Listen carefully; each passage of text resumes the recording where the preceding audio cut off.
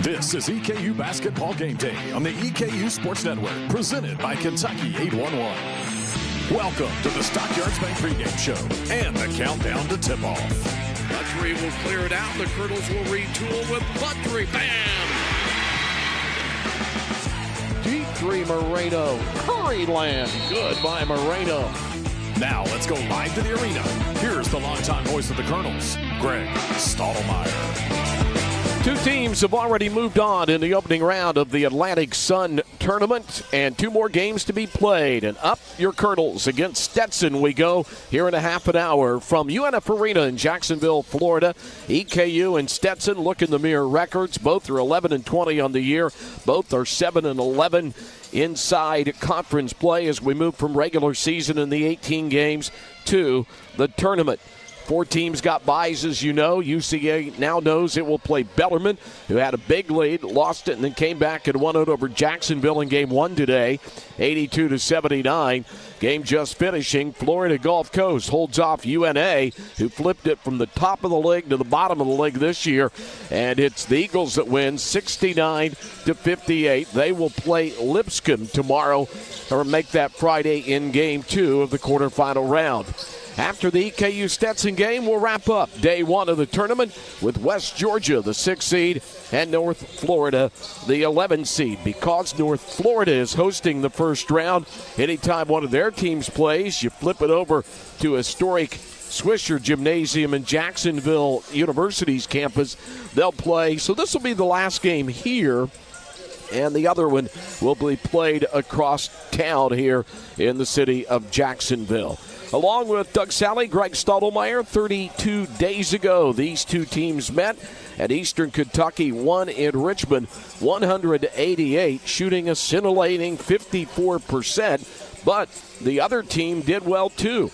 It was 48% shooting for Stetson, but they shot 48% from three, 13 of 27. Both teams were winning teddy bears at the foul line. Colonels 22 of 26, 84.6%, 17 of 20, 85% for Stetson.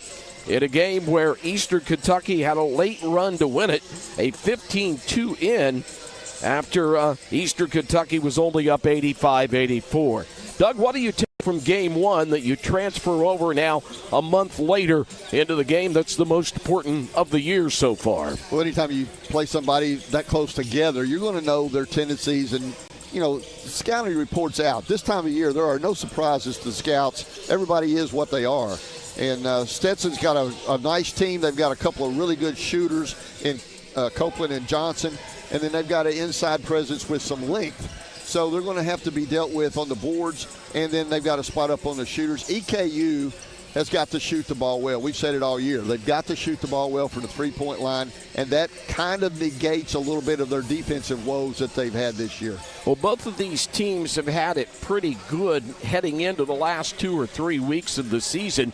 Colonels have been in Kentucky for their last 4 games, 3 of them at home, unlike last year where they got stuck in this city with the tournament, the last 2 games, winning one, losing 2, winning one, then losing twice to Jacksonville into the regular season and the start of the tournament. Meanwhile, I don't know why, but Florida schools always get a soft spot in the schedule for Stetson. They have had 5 of their last 6 games in Florida, 4 of the last 6 at home, so they're rested. They don't have a long drive up here, so I don't think it's a factor. Colonels flew late on Monday, got in past midnight, didn't get to the hotel, didn't hit the sack until about 2 o'clock, but you had plenty of time to rest yesterday and then go through your normal procedure today. Pretty long practice at Atlantic Beach High School, who, by the way, the athletic director there is a great guy. And Mr. Blunt, you know, one of our old football players. And so it was great to catch up with him. And it was fun to see the practice. A.W. Hamilton pretty hard on them in practice, getting their focus in. They worked a lot on defense. It's going to take a good defensive effort today, won't it? It sure will. And like you said, they got to contain their guards. Their guards are really good at getting to the paint, and then they've got the guys that can spray out. But Sermon is kind of like the head of the snake for them. He's not really a scorer, but he's got super quickness. He handles the ball well, and he leads them in assists.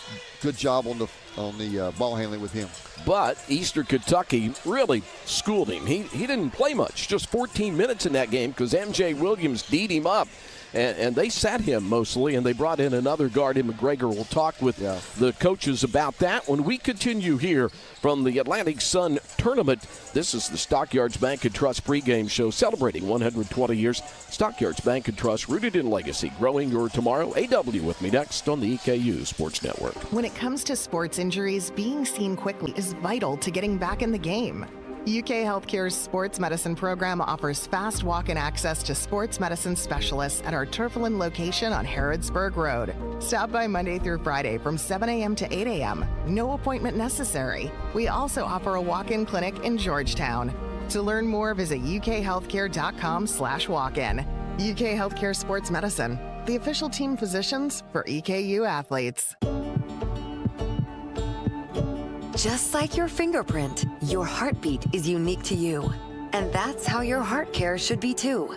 So at Baptist Health, we focus on your specific cardiac needs, from preventive care to some of the most advanced procedures. For your one-of-a-kind heart, choose the one hospital system more people trust for their heart care. Baptist Health. It's care centered on you. Visit baptisthealth.com/heartcare. Raising Cane's invites you to grab life by the chicken fingers. So get out there. Be you. Do you. Embrace whatever makes you, you. All while enjoying Raising Cane's hand-battered cooked-to-order chicken fingers, crispy crinkle-cut fries, buttery Texas toast, and that secret recipe cane sauce that makes everything that much better. So go on. Savor the day. Raising Cane's chicken fingers. One love. We live with you, grow up with you, and dream with you. At Central Bank, we belong to the same communities you do, as neighbors, friends, and business partners. And through the relationships we build with you every day, we consistently serve you better. That's what highly personal banking is all about. We start with you. Find out how at centralbank.com. Central Bank, member FDIC. Time now to get the pregame comments of head coach A.W. Hamilton on the Stockyards Bank and Trust pregame. Along with the coach, here's Greg Stottlemyre. Eastern Kentucky opens postseason play here today in Jacksonville against Stetson. Go back to the Lipscomb game. You did everything where you had better stats than Lipscomb except turnovers. And what was your message to them? Well, it was a positive message, like me and you talked about after the game. It's not just hitting the time of the year to really beat the guys down. I mean, it's not. And we got a phenomenal group of guys, and effort's not an issue with us. Some execution late, a turnover, a bad shot. Inside the game, we had like 6 straight stops where we could have really pushed that lead out. You have to do that, especially when you get into tournament time. So I hated that we lost on senior night. We're still getting great production from Jalen Cooper.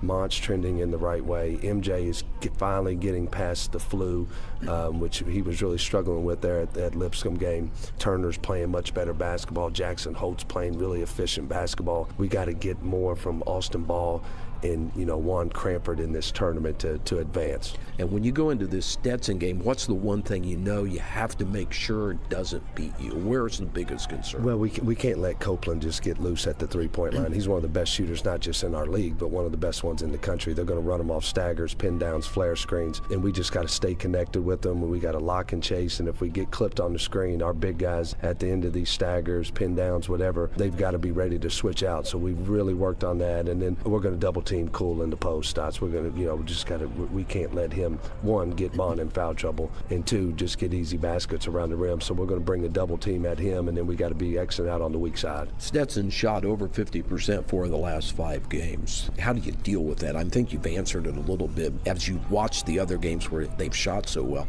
what have you seen? Well, we got to mix up our defenses. We can't just say, okay, Donnie Jones, we're going to show you man-to-man for 40 minutes. He's too good. His guys execute too well. So, we're going to have to go from man. We're going to have to do zone. We're going to have to do our matchup zone. We've got to keep them off their heels.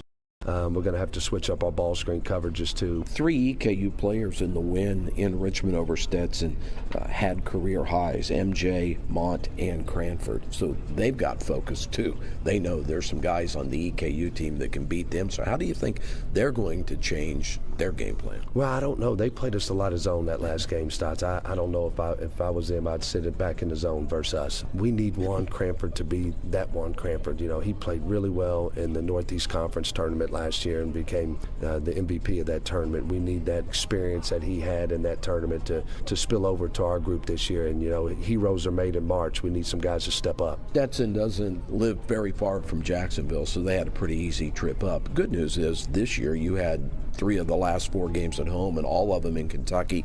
You came down here late Monday night, so it doesn't feel like the long travel is going to impact. You feel like your team's fresh and ready to make this run? Yeah, I think we're fresh. And again, we played at home. MJ gets the flu. We're at home. We're able to, you know, really fuel him back up and do the things we need to do to take care of that. So health-wise, we're in a really good spot. I was outside the room when you kind of huddled the guys up after the walkthrough. It sounded like a pretty good feeling in there. I mean, what did you tell them? At the beginning of the year when my mom passed away, I never got a chance to really tell them about my mom. I just couldn't do it. I couldn't talk about it. It was too hard. But, you know, last night I told them the story about my mom, and then all of them got up and told a story about their mom. And it was a pretty moving experience. You know, we had a picture of each of the kids' moms with them, and it was fun, you know. And these guys, you know, they've got special families, they're special kids, and they're you know, they talked about they want to win for our moms, so it was pretty cool. You think about your mom every game? Not just every game, every day. Yeah. You know, I mean, it's my hero in life and my best friend, so it's been tough. All right, let's go get one today. Thanks. All right, A.W. Hamilton. We'll be back with more. Get a scout from Ron Jerson next on the EKU Sports Network. You've heard the term buy local. How about play local? When you play Keno and other games from the Kentucky Lottery, your dollars are going directly to fund scholarships and grants for Kentucky students. Play Keno anywhere Kentucky Lottery is sold. Convenience stores, bars, on your laptop, or on your mobile device. Visit kylottery.com to play Keno online, or go to your favorite Kentucky Lottery retailer. Please, play local. Have fun and help Kentucky students too. Play responsibly. Remember, it's just a game. What a matchup we've got, folks. Just non-stop action. The energy is electric and the fans are all in. An intense game like this calls for a Coca-Cola. Ah, crisp and refreshing. That's a game changer. Yeah, that taste scores every time. And just like that, they're back at it. Passionate fans and an ice-cold Coca-Cola. Now that's a winning combo. No matter the team, no matter the sport, everyone knows fan work is thirsty work. Enjoy a Coca-Cola. When might you be buzzed? When you suddenly love everything. You guys, I love this song. I love these nachos. I love our kickball league. Ugh! I love this guy. What's your name? You know what I love? A ride when it's time to head out. If you see a buzzed warning sign, call for a ride when it's time to go home. Buzz driving is drunk driving. A message from NHTSA and the Ad Council. I love your car. Is this real leather? The following are real Stockyards Bank employees and customers. If I could think of one word or a phrase, I would think hardworking, honesty, loyalty. It's one customer at a time. That down-home feel, it's what makes us different. The one-on-one service. You're not just your checking. We tend to look outside of the box. I feel like I'm home. Proudly serving our community since 1904. Visit SYB.com today and experience the Stockyards Bank difference. Member FDIC, Equal Housing Lender. This is EKU softball coach Jane Worthington. Drafton delivers one high and deep to left field, and that will clear the fence. A home run by Kennedy Drafton puts the Colonels on the board here in the 3rd inning. And you're listening to Colonel Basketball. Ron Jerson has the scout here in the tournament on Stetson. Let's begin with a 6'2 junior guard, Ethan Copeland, averaging 14.5 points a game. To lead the team, leads the conference in three-point shooting at 42.2, and he's really been hot, well over 50% the last 8 games. Excellent player, excellent shooter. Focus of our defense, we need to know where he is all the time. 23 points against EKU in the loss by the Hatters to the Colonels up in Richmond. What did you see from that game that you will change? It's not easy as far as here's a determined guy trying and doesn't need very much space to shoot. Just being aware of where he is and close enough that we make him do something other than shoot that open three-pointer. Calvin Sermon's their 5'8 junior guard. He really struggled. I thought MJ put the defensive clamp on him. He only played 14 minutes, but on the year he has 145 assists. That's almost 5 a ball game. He's looking for his teammates. He played really well in their last game against Florida Gulf Coast, and I'm sure he'll be coming into our game with a lot of confidence. The 6'5 graduate student guard, Jake Johnson, 4th on the team in scoring. He had a lot more minutes than his normal average against EKU. He had 38 minutes of playing time. Where does he factor into their guard lineup? He's a bigger guard. Sometimes teams will play an additional guard or play a little smaller against our press. It seemed like that was his role in the first game. He was also down the court looking for the ball against our press and trying to get an early three-pointer. Another excellent three-point shooter. Daniel McGregor averages 11.4 a game, but his career high was against Eastern Kentucky. Played 28 and a half minutes, had 19. He has not done that type of scoring in most games. Well, you mentioned Sermons didn't play, and Daniel McGregor took up the slack and had a really good game against us, and he was aggressive on offense, a little bit more than usual, and played really well. Let's go to the forward, 6'8 junior, a transfer from Georgia Southern, Colin Cool, 13.2 points a game, 3rd on the team, 6.4 rebounds. He leads the ASUN 5th in the country at 65%. Where does he get his shots? Obviously inside, and how do you defend him? Well, he runs the floor and gets some of his shots in the paint in transition offense. They try to get him open in the low block, get it into him when they're in the half-court offense. A couple of ways that they are giving him a second look. Against Eastern Kentucky, he had 16 points, but the last 4 games, and looking at his numbers, he's really blossomed. 20 and a half points a game, 9.8 rebounds in those 4 games. Have you seen anything different in the way they've approached things that's kind of made him more of a bounce? He takes limited threes, but he's shooting over 44% when he does. You turned him over as a team 3 times in game 1. He's a facilitator for them, and he gets the ball and tries to find Cool, or he gets the ball and sets good screens and gets the ball to the open man. He's a guy you have to be aware of and really pressure when he gets the ball, because he's making his teammates better. Alex Doyle, 6'9 junior, plays 16 minutes a game, but he had double that load of minutes against Eastern Kentucky. Another very good shooter, a tall shooter. They've got good length. You mentioned the 2 guys prior. You know, they're big and tall and long, and when you're long like that and you can shoot the 3, you're extra effective. You know, I feel good about this game, but the thing that's always concerned me every time EKU has played Stetson is if they have a hot shooting day, they're really tough to beat. They're right around 68th or 69th with how many threes they attempt and the percentage that they shoot. Shooting almost 50% of their shots are from 3, and they're also shooting a very good percentage, around 36%. So you're absolutely right. They're a team that can really get it going from the 3-point line. Okay, thanks for your time, Coach. Yes, sir. Ron Jerso will be back with more. Break all the numbers down to these 2 teams after this from Jacksonville on the EKU Sports Network. We know how important protecting your homes and businesses are, and that's why for more than 50 years, ServPro has been a trusted leader in the restoration industry. Whether you're needing fire or water damage restoration, mold remediation, biohazard or pathogen cleanup, or full-service construction services, ServPro is here to make it like it never even happened. So call us today at ServPro for any of your cleaning, restoration, or construction services. When it comes to sports injuries, being seen quickly is vital to getting back in the game. UK Healthcare's sports medicine program offers fast walk-in access to sports medicine specialists at our Turflin location on Harrodsburg Road. Stop by Monday through Friday from 7 a.m. to 8 a.m. No appointment necessary. We also offer a walk-in clinic in Georgetown.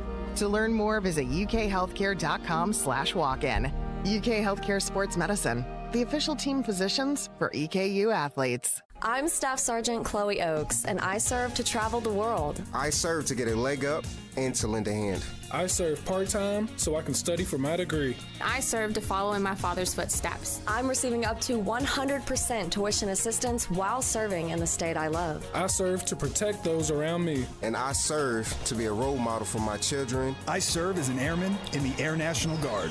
Serve with me at the Kentucky Air National Guard by visiting goang.com. This is Kentucky Commissioner of Agriculture Jonathan Schell, reminding you, when you support Kentucky Proud, you're backing our home team of farmers and producers who work hard to bring the freshest, highest quality food to your table. Kentucky Proud products are the MVPs of your meal.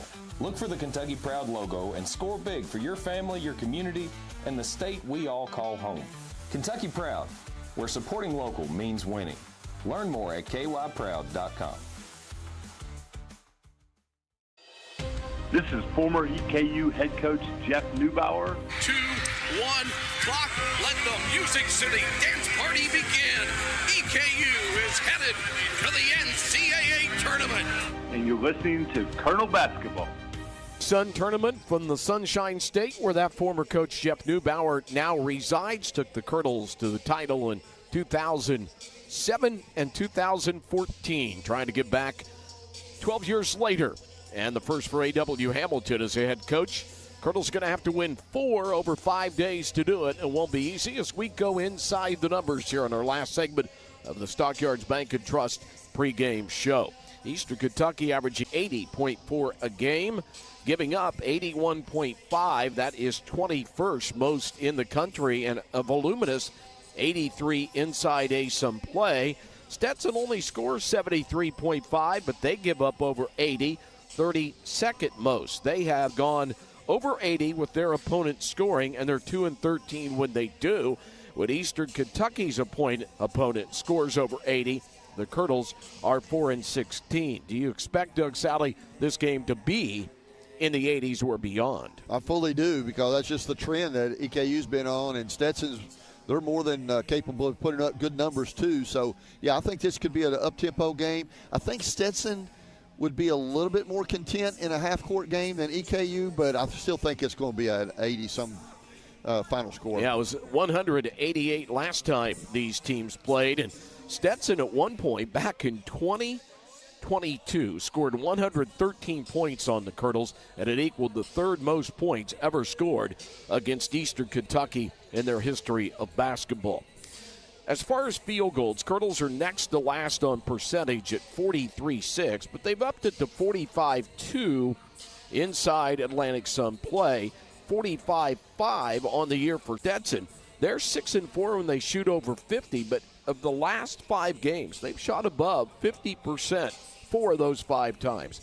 What have you seen as you broke down tape and looked at it and prepped for this game that they've done to do that? I think the ball sharing has been there. I think the shot selection has improved somewhat. So anytime you do those two things, you're going to increase your field goal percentage. Last game, 20 assists on 25 made field goals for EKU. Really, really good. Yeah. But I was talking, and you're right, I was talking about Stetson. They've shot 4 over 50 4 of the 5 times, while EKU has assisted on 53.5% of their makes. Stetson has done it at 59.3%. And they just been hot shooters from outside, or have they done the same thing? Good ball movement. Copeland and Johnson have really been impressive on that three-point line. Those are 2 guys Eastern's got to identify today. And Cool, the inside presence of him, he can score in he's a 3-level scorer. He can get it out on the three-point line and knock it down, or he is really good posting up inside. So they've been really good about getting those 3 guys the opportunities. Well, Eastern Kentucky makes 11.2 threes a game, takes 32, 8th in the nation in both categories. Stetson makes 9.2. They have had double-figure three-point makes 13 times, and they are tied for second in the conference at 21 in a game against both Fort Lauderdale and VMI. But Eastern Kentucky, remember, they had the good shooting game against Bellarmine and made 20 against Bellarmine. So both of these teams can fill it up. I really think it's going to come down to who shoots better today. That's my opinion on this game. I know that's kind of contrite and it's normal, but a lot of times I look at the inside game and can EKU stop them. But today, who's hot? Who has a good shooting day? Yeah, and EKU's been effective inside here lately too. You've got Cooper that has really turned on here the last few games and been real effective, and then Montmyrick is somebody that they've gone to on the post. That could be a key right there, is Montmyrick and Cool who can play out of the double teams as well, because they'll probably send a double at Montmyrick like a lot of teams have here lately. Last 4 games, Cool averaging 20.5 points and 9.8 rebounds. If he plays like that today, the Colonels are in trouble. We talked about the offense, field goal defense real quickly. The Colonels are 20th worst in the country at 48% by their opponents, goes up to 48-7 in ASUM play. Meanwhile, not much better, 23rd worst at 47-7 for Stetson. So it's an offensive day. That's what we expect. And who's going to move on to the quarterfinals and get Austin Peay, the 2 seed and the co-champion? That's the Stockyards Bank & Trust pregame show. Stay with us. Tip-off is now just 5 minutes away, maybe 6 or 7. And you know what it means. Down in Florida, it's Go Big E time here on the EKU Sports Network. We live with you, grow up with you, and dream with you. At Central Bank, we belong to the same communities you do, as neighbors, friends, and business partners. And through the relationships we build with you every day, we consistently serve you better.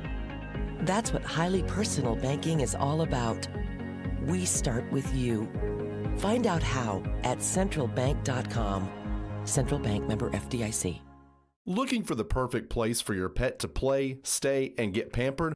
Four Paws Unleashed is your pet's home away from home. Located on 10 acres in Richmond, Four Paws offers a variety of services including daycare, boarding, grooming, in-home pet care, taxi service, and more. Visit fourpawsunleashed.com or call 859-623-DOGS to book your pet's stay today. EKU basketball is on the air, presented by Kentucky 811, a program with a history of greatness. Calls for circulation at 26. Townsend almost to steal. Bounces it off the boot check, up and in at 23. A new generation of Colonels, creating the most exciting 40 minutes in sports. Deep three, Moreno. Curryland. Good by Moreno. Expectations are high. Time to rise to the challenge. For the first time in 45 years, the Colonels have won a regular season conference championship. Play-by-play coverage of Colonel basketball is brought to you by Baptist Health, CG Bank, Serve Pro, Central Bank, Coca-Cola, Kentucky Lottery, Anthem Blue Cross and Blue Shield, Kentucky 811, The Allen Company, Raising Cane's, and UK Sports Medicine. Tip-off is just minutes away. Now let's go back to the arena. Today from UNF Arena in Jacksonville, Florida, the 47th Atlantic Sun Tournament and the 5th that Eastern Kentucky will be in. This began as the Trans-America Athletic Conference from 79 to 2001. Since 2002, it has been an ever-revolving door. Atlantic Sun, there was no tournament, by the way, in 1993. Belmont, a former member of the OVC with Eastern Kentucky, was the 5-time winner. Nobody else has won more. Central Florida's now moved all the way. Big 12 has won 4. Florida Gulf Coast has won 3, and that is the most by any current member in the A-Sun. Matter of fact, there have been 19 different teams that have won this tournament. It was Lipscomb that won it last year when they were playing on the home court. Of course, the Colonels 2 years ago with that good team had the 1 seed and got upset by 9 seed Jacksonville. Already today, Bellarmine had a big lead, let it go, got it back at the end, and eliminated the 9 seed Jacksonville. They're the 8 seed. Final score in that one, 82-79. Game just concluded. It was Florida Gulf Coast, the 5 seed, where EKU would have been the 5 seed if they had not lost that game, a heartbreaker on senior day, as AW talked about at a pregame. It was 69-58. Later tonight, West Georgia, North Florida, day off tomorrow, and then we go to the quarterfinals on Friday. If the Colonels win, they'll play Austin Peay at 5 o'clock. Along with Doug Sally, Greg Stottlemyre here, meeting the starting lineups. And Doug, Eastern Kentucky will stay with the same lineup they've used up until senior day of late. It's 12 different lineups this year. Tyler Jackson, Juan Cranford Jr., those are the guys along with Austin Ball that A.W. Hamilton said, guys, you got to step up. It's tournament time. Come on, everybody's going to be firing. Didn't get a lot out of those guys the last game, but everybody has to be clicking on all cylinders at this time of year, and that's what makes March so special. You know, this is the time to shine, and the guys that have worked so hard all year, this is their moment. All right, so for Eastern Kentucky, that lineup, as we told you, will stay the same as it has throughout the year. Really late in the year. The starting lineups, as always, brought to you by Baptist Health. And for Eastern Kentucky, Tyler Jackson, MJ Williams playing oh so well. Did not make the all-freshman team. I was shocked at that, but his rush came late. Juan Cranford Jr. was in the NCAA tournament with St. Francis last year. Jaden Harris coming off his best game as a Colonel in the narrow loss to Lipscomb. I shouldn't say Jaden Harris. I mean Jalen Cooper. 17 points, 15 rebounds, 6 of 9 from the field, 1 of 1 for 3, 4 of 4 from the foul line. And Myrick was named just yesterday to the third-team All-A-Sun team, coming in as the second leading scorer and top rebounder, while Juan Cranford Jr. remains the top scorer on the season. Meanwhile, for Stetson, they'll start at one guard, a guy we've talked about a lot on our pregame, Ethan Copeland, 6'2 junior from Sunnyside, Washington. Transfer from Salt Lake Community College, 14.5 points a game. Second leading scorer, but leading scorer among those still playing because they lost Jamie Phillips Jr. in January to an injury.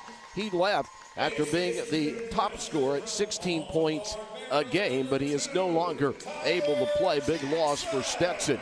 Also at guard, their quarterback in Calvin Sermons III, averaging 6.2, but he is at 145 assists.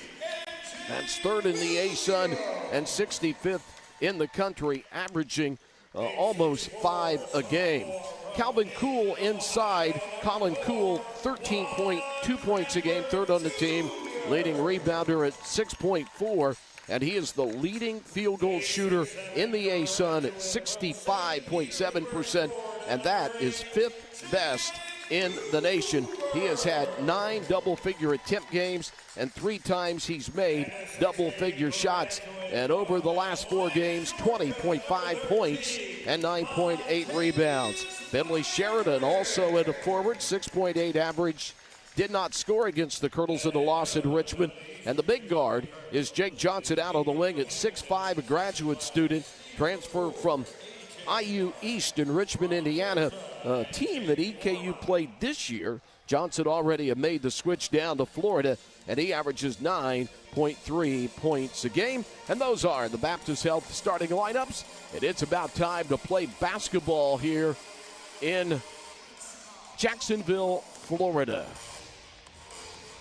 Colonels will, as the higher seed, will wear the white uniforms today with maroon trim. They're wrapped around their 8th-year head coach, A.W. Hamilton. Down below us, we sit between Deck 1 and Deck 2. Small crowd is expected in here as we've moved away from on-campus sites and gone to a one-city tournament, but going to be played in the opening round in 2 different locations, not in the arena where we will go for the rest of the tournament. In the dark black will be Stetson. They'll work left to right, as we call it. We're near the EKU bench and near the Stetson bucket, and the tip goes to Sermons, and we're underway here in Jacksonville. Who moves on to the quarterfinals? High right is Copeland. Close out on him, Jackson. Big defensive assignment today. Now on the bounce, they get it off to Sheridan. Now top of the key, Sermons standing on the north of North Florida in the center court. Back to the big guy, Sheridan. Run it inside, lost, got it back, faking, putting it up, missing it.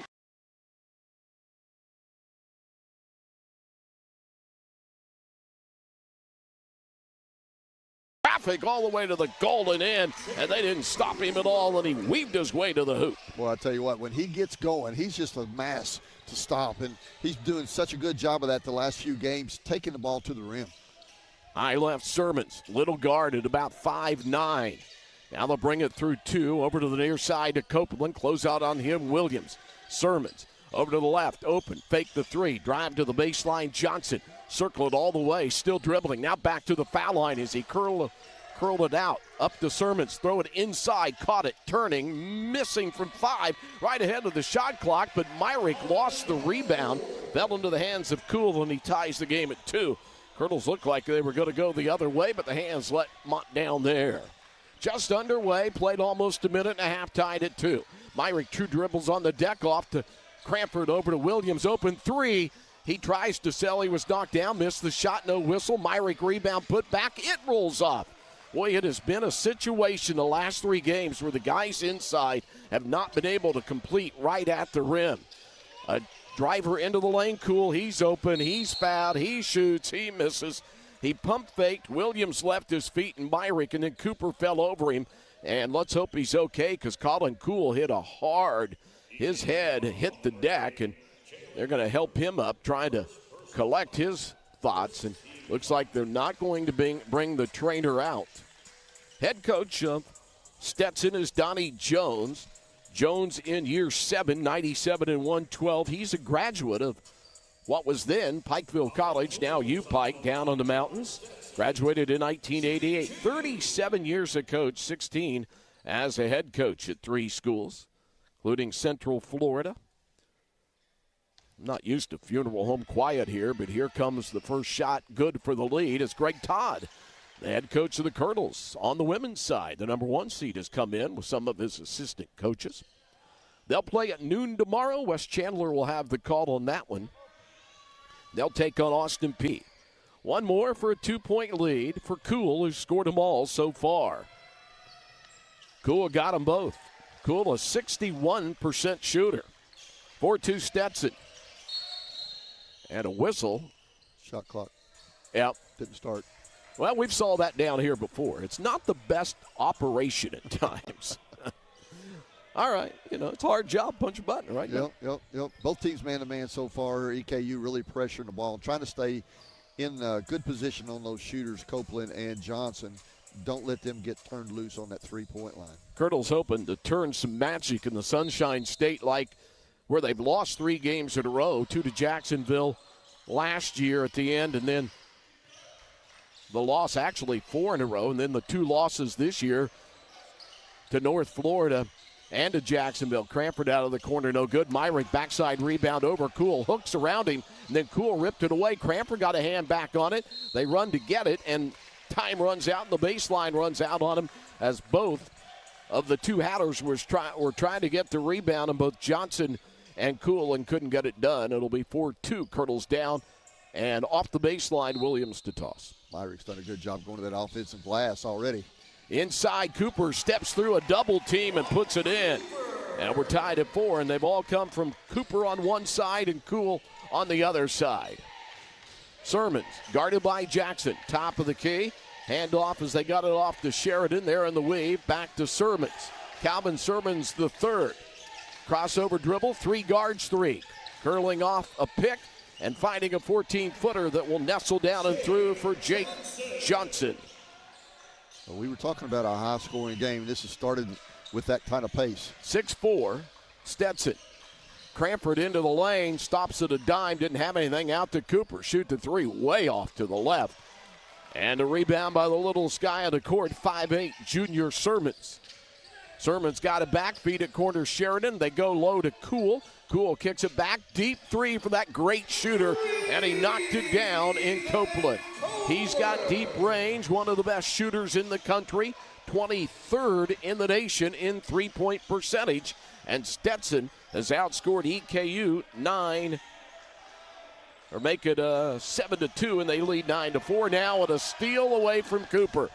A bad start for the Colonels after a promising start, and A.W. Hamilton has called a timeout. We've seen shift change at times. He's really upset right now with Tyler Jackson's defense. What did you see, Coach? Well, Tyler Jackson's got caught into a couple of switches there where they're just not communicating as well when they blitz ball screens. They've got to get readjusted when the ball comes off the screen and not allow Stetson to get these mismatches. Cool's been the benefit of that a couple of times. And in that play right there, Jalen Cooper just a little bit nonchalant going for the ball and got blindsided on the steal. 4 of 6 shooting for Stetson after the quick timeout for A.W. Hamilton. 2 of 6 shooting for EKU. They missed all 3 of their threes. Williams, Cranford, and Cooper. And the Colonels are going to have to come out of the basement right out of the game here.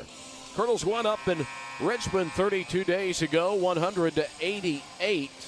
That was a game that had 16 lead switches, 8 ties. Eastern Kentucky was behind early in that one by 9 and then went on a 23-12 run, take a 5-point lead. Stetson went back ahead 60-55, and then the Colonels retook the lead with 7 in a row, finished the game on a 12-0 run. 11-4 Stetson after they were down 2-0. Game was tied at 4. Holt in. He's a shooter too, and he missed it. We're 0 for 4.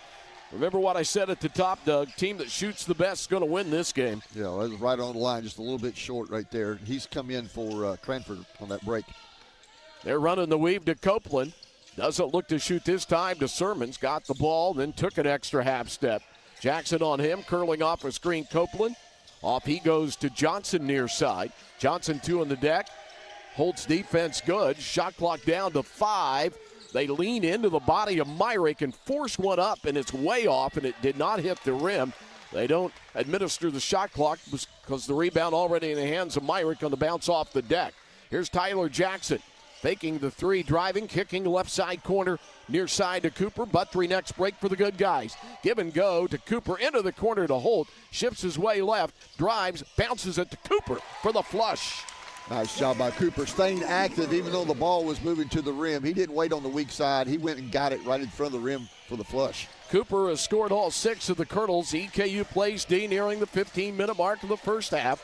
Down by 5, pick and roll. Myrick gambled, and then Kuhl got loose, and that was an overcommit as well, and Kuhl has scored. Yeah, nice slip screen there by Kuhl. He saw the hedge out in front of the ball. Already 6 for Kuhl. They feed it low to Myrick, and they've thrown it away again. Colonels coming off a game where turnovers beat him. Sermons feeds it in the corner to Sheridan. He's off left, and the rebound by Myrick. He'll give it to MJ. Williams across the dividing line to Cooper, to Holt, back between the rings to Williams. Got a double screen, one big guy on each side, top to Cooper. Looks low, nobody there. Hand off to Jackson, curling head of the key, stepping it back over to Cooper. Up for 3, and the Colonels have got their first after starting 0 for 4. And like that, Eastern Kentucky back within 4 after falling down by 7. And Cooper only shoots at 29% from the three-point line there, but he looks smooth. And he didn't take a 3 last time these teams played. Inside to Sheridan, bumping over Cooper and flipping it up and in. They've been able to do it inside. An 8-footer on the turn there. 15-9 in favor of North Florida as they come to forecourt with Williams. Williams high to Jackson. Jackson changing hand dribble, spins around a defender, running, floating fire, good by TJ. Nice aggressive drive right there, getting into the paint, soft floater. He's good at that. Across the timeline with a changing hand dribble comes Sermon. Just into the center circle, works his way left, spins back right, bounce to Sheridan, back to Sherman. Now up to the top, away from Sermons, hand off, drop, pick back up Johnson. Johnson to the deep range shooting Copeland. Left side open, another shot, this one won't go. Defensive rebound by Cooper, off the miss by Johnson. Good block out and get. Williams sees the C's part, has to reverse it as he lost the handle, and it goes too hard off the backboard. Looks like Williams winded a little bit or may have tweaked something. Pick and roll to Kuhl, went up for the dunk, and Cooper swiped it away. Pick the pocket like you're in the infield at the Derby, big guy, and we're coming to the other way. I don't advocate that, but I've seen it happen.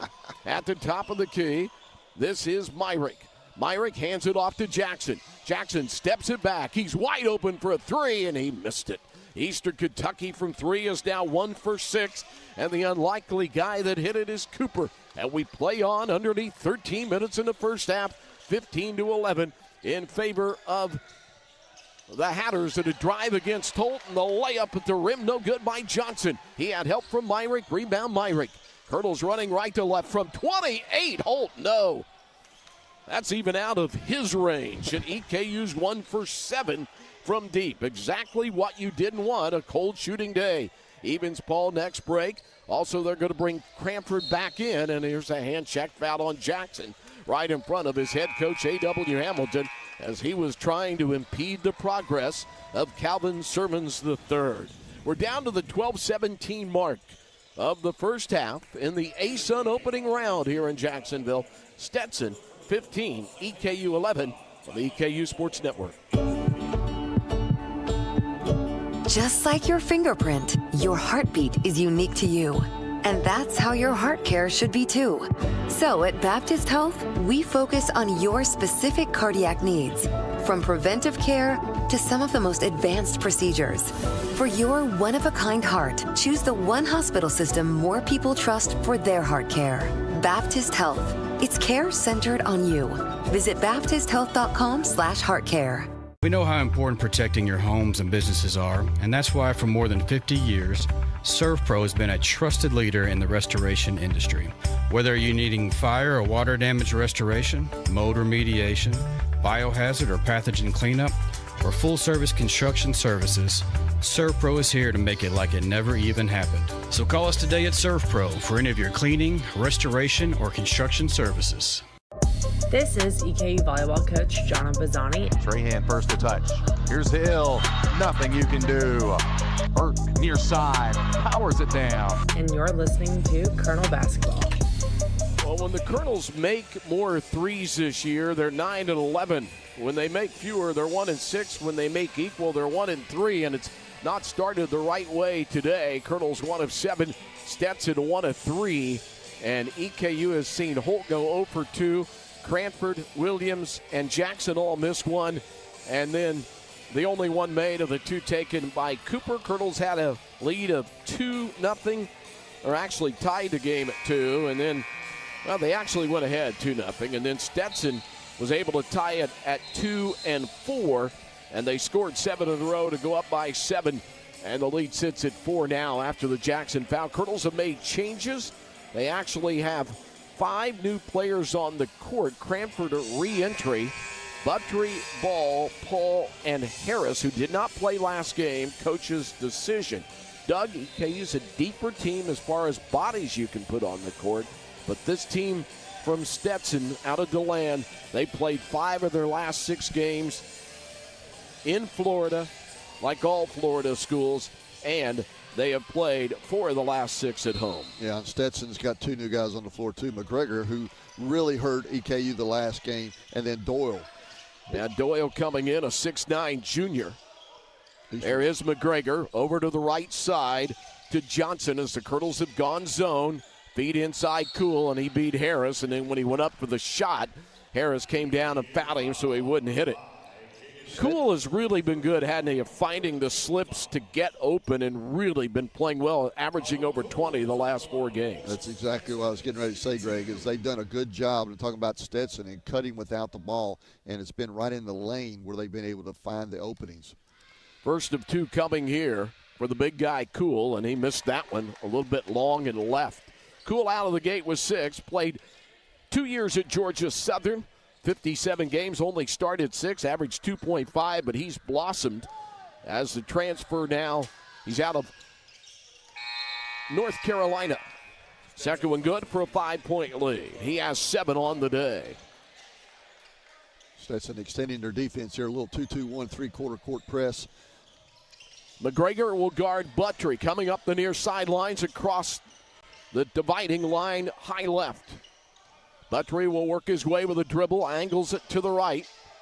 Back to the top of the key. We're already down to 15 on the shot clock with the orange shoes on, the ball in the hands, the orange leather with Cranford. Feeds it low to Evans Paul, playing in his home state. Backing into the new defender, back to Ball. Passes up the 3, drives the hoop, and had it blocked.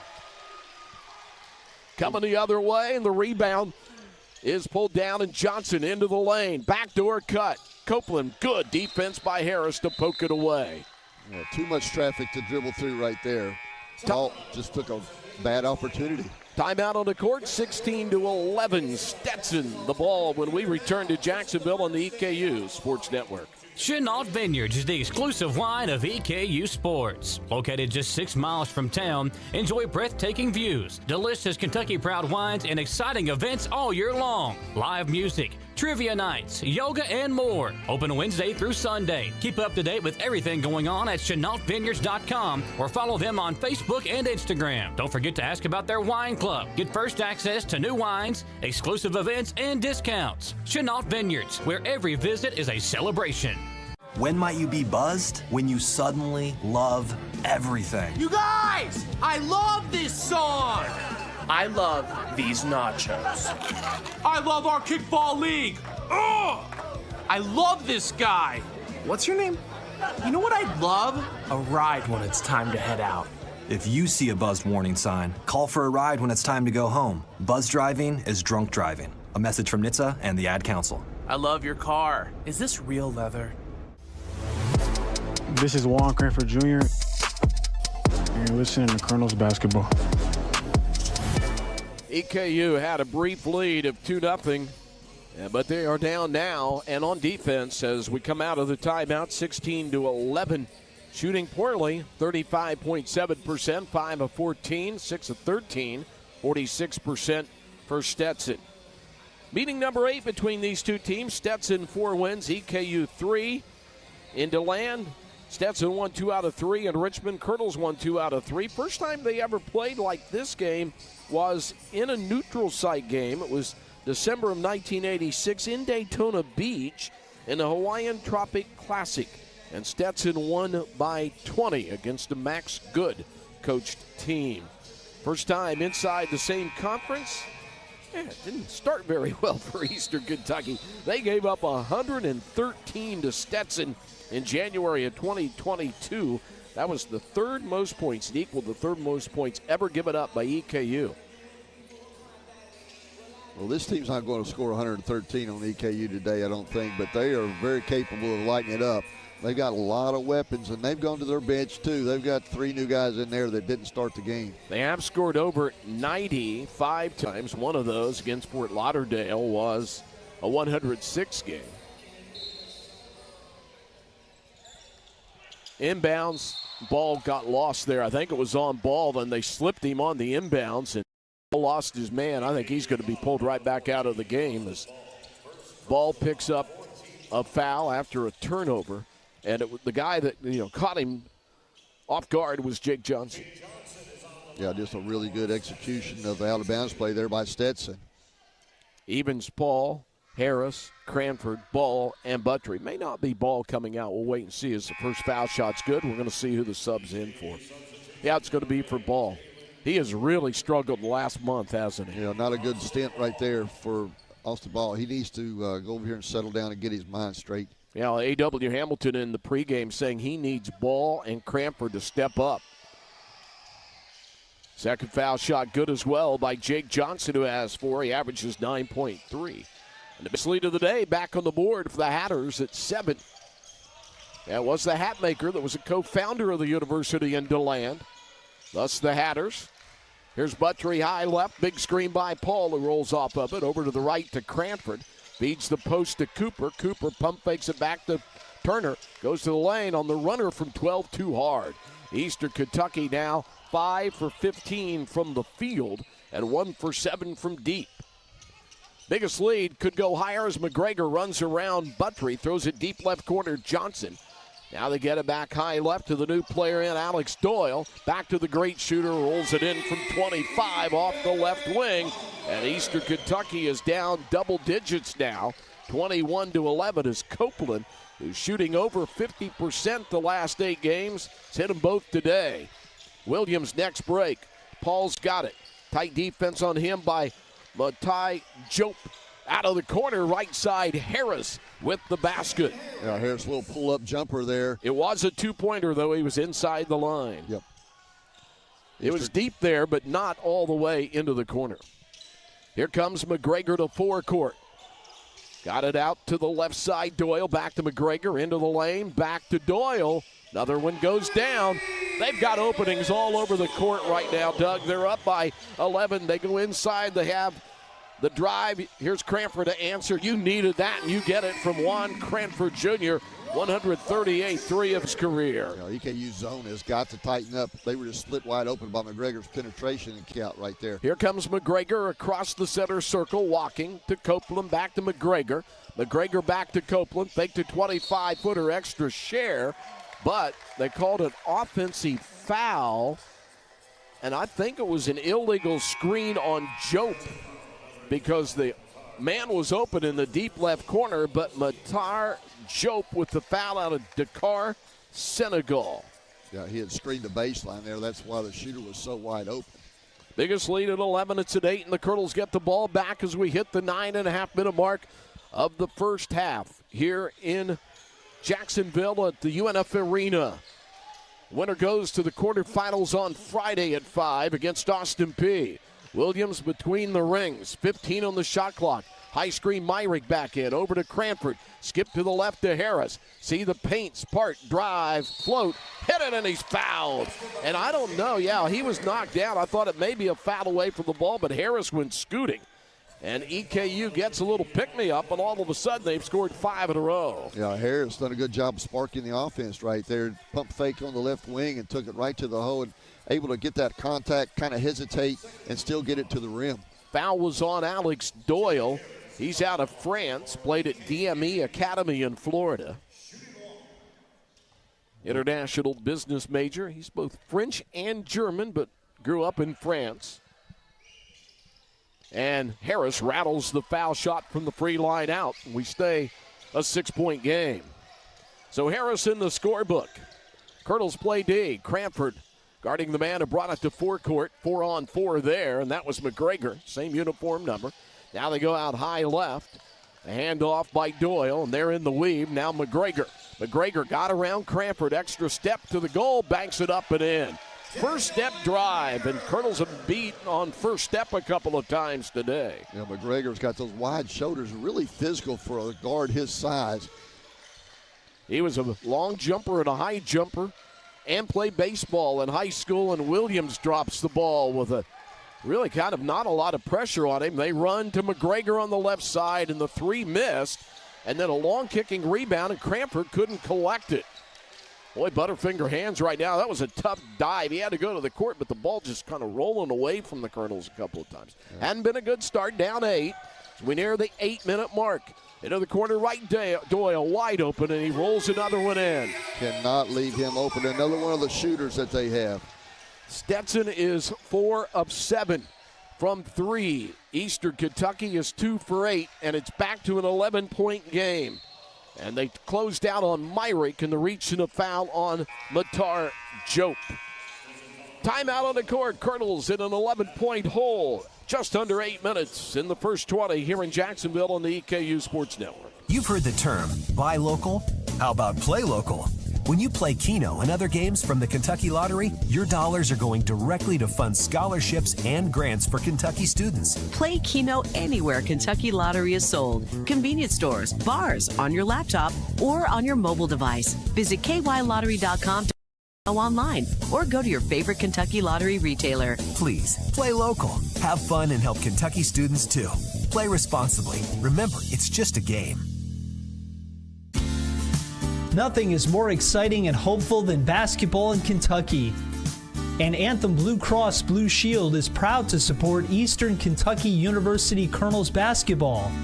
Times may have changed, but one thing remains the same: our commitment to protect what's most important, your health. Anthem is here to help you play safe and stay healthy. Learn more about what Anthem can do for you at anthem.com. This is Juan Cranford Jr., and you're listening to Colonels Basketball. Download the official EKU Sports mobile app presented by Kentucky Air National Guard. It features enhanced navigation, which integrates with the EKUSports.com site. 2 ways to stream our call of Colonel Hoops. Plus, when you click on the app's media link, not only will you find our live broadcast, but you also have access to highlights, past broadcasts, podcasts, and press conferences. Already today, moving on from the opening round of the quarterfinals, Bellarmine wins by 3 over Jacksonville, the 8 seed against the 1 seed At noon on Friday, Central Arkansas, who made the rip-roaring comeback, beat Austin Peay in Clarksville, and then Austin Peay lost their last two. Peay will play the winner of this one at 5 o'clock on Friday. The second game on the quarters will be Lipscomb, the 4 seed who got the bye against Florida Gulf Coast, who sent North Alabama packing today, 69-58 later tonight. West Georgia and UNF in a game of the 6 and 11 seed. Both teams have taken 8 shots. Stetson has hit 2 more, and they've hit 2 more threes, and they've only made 1 turnover. And, you watch the game and you think Eastern should be down even more than what they are. I mean, Stetson's outplayed EKU so far, but Eastern just hasn't hit the shots that they've had. Stetson really efficient in their offense. They're getting good looks at the basket no matter what defense EKU has thrown at them. Down 11 at 29-18. Their only lead was at 2-0. Biggest run of the day was 7-0. Last time these two teams played, it was 100-88 EKU, and they were down early on in the ball game by 9. Went on a 23-12 run, got a lead, lost the lead in the second half, finished out the game at a 15-2 spurt. Holt back in, and trouble getting it in, and the ball tipped away and another turnover. Boy, out of bounds, side or under the basket has been trouble here in the last month, and another turnover for EKU. Well, it was really a costly turnover against Lipscomb. Top of the key, McGregor, they double him. That leaves Cool back in open. Off to Johnson, who will go to the lane. Extra share, deep left corner. Doyle for a 14-point lead. No good, but an offensive rebound. Then Williams came in and got his arm. Boy, you can just see EKU struggles when the shots don't go on one end. It kind of affects you all the way around. And right now, EKU kind of looks like a wounded warrior. We got a long way to go. Yeah, Holt put on the bench right there because of the missed block out. They've got to clean up the loose balls. Buttery back in for him. Cooper, Harris, along with Myrick and Williams, who got picked out, and they raced to the corner too late, and Doyle hit another one, and the Colonels are down 14. Another good execution out of bounds play right there by Stetson. 31-18, 13-point lead. Apparently that was a 2-pointer, and the Colonels have lost it again. Cooper fumbled the ball when he got the ball in the paint right there. Boy, this has been a tough start for EKU. They have made a total of 6 turnovers already in this game. McGregor high left with the basketball. To Cool, hand back to McGregor. Shifts his way left with one on the deck. Goes inside to Cool, and then Williams had to hold him because Cool had a mismatch on the post-up. Cool coming in at 6'9", make it 6'8", was being guarded by M.J. Williams on the switch there at 5'10". Yeah, it's a rough switch to handle there in the middle of the ball screen. Off the baseline into Doyle. They gave him a 2 rather than a 3 last time, so it's a 13-point game, not a 14-point game. Buttery closing out, help Myrick off to Cool, spins, open, and that shot no good, but a late whistle, and they called it, I believe, on Cooper. Hands on hips. No words from A.W. Hamilton. His team not playing the way they wanted to so far today. Long way to go, but I didn't see much there, did you, when I looked up at the replay? A little bit of body. I thought they were going to let it go, but as we've seen so many times this year, you got that late whistle because the ball didn't go in the basket. Yep, and that's what happened there. It was a real late whistle. Colin Cool goes to the line, not saying it wasn't a foul, and he now has 8 in the ball game. EKU really having a lot of trouble staying in front of the ball and then handling the screening and rolling action from Stetson. 15-point lead as they both go. They have now scored 9 more in a row. They've had 9-0 and 7-0 runs. Lead by 15. Here's Harris. Buttery wanted to come to meet it, but Harris continues the dribble, feeds it outside the lane to Myrick. They run a double at him, and they grab him. I don't think he was in the act of shooting. EKU is 6:24 to go in the first half, down by 15. Their only lead, 2-0. EKU shooting 44.4%, 8 of 18. And Stetson, who has been over 50% for the last 5 games, doing it again today at 55%. Good inside-outside play. Williams will lob it off the baseline, out high right to Harris. He'll speed inside. We got a foul offensively on Myrick. Frustrated and shoving a Hatter down. Doug, this does not feel good. I can't paint it any other way. It just doesn't have the right feel. It looks like they've been out-schemed today. Things aren't looking good right now, but we got a long way to go. Yeah, you do, but Eastern's got to shore up their offense. They've got to get better shots, and defensively, they've been shredded right now by Stetson. Timeout on the court, 6:21 to go here in Jacksonville on the EKU Sports Network. What a matchup we've got, folks. Just nonstop action. The energy is electric, and the fans are all in. An intense game like this calls for a Coca-Cola. Crisp and refreshing. That's a game changer. Yeah, that taste scores every time. And just like that, they're back at it. Passionate fans and an ice-cold Coca-Cola. Now that's a winning combo. No matter the team, no matter the sport, everyone knows fan work is thirsty work. Enjoy a Coca-Cola. Raising Cane's invites you to grab life by the chicken fingers. So get out there.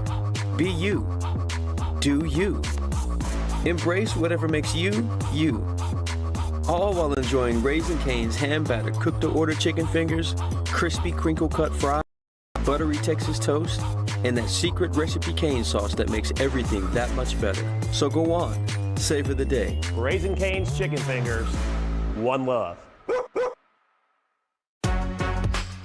This is EKU Hall of Famer Matt Witt, and you're listening to Colonel Basketball. Good to hear the voice of the Tip City, Ohio star from Eastern Kentucky. Used to be the all-time leading scorer. I want to go back and correct something that I said. Eastern Kentucky did not have a 2-0 lead. They were down 2-0, tied the game at 2-4, but they have never been ahead.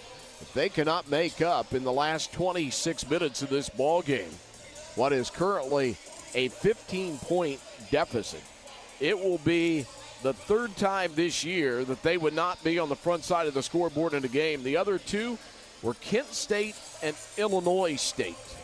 But we got a long way to go, and A.W. Hamilton trying to find some kind of option that can get him going offensively and defensively. Where's the biggest problem, offensive end or defensive end? Well, the defensive end, I think they've given up, really good looks by Stetson. I think they've got nice opportunities from the three-point line.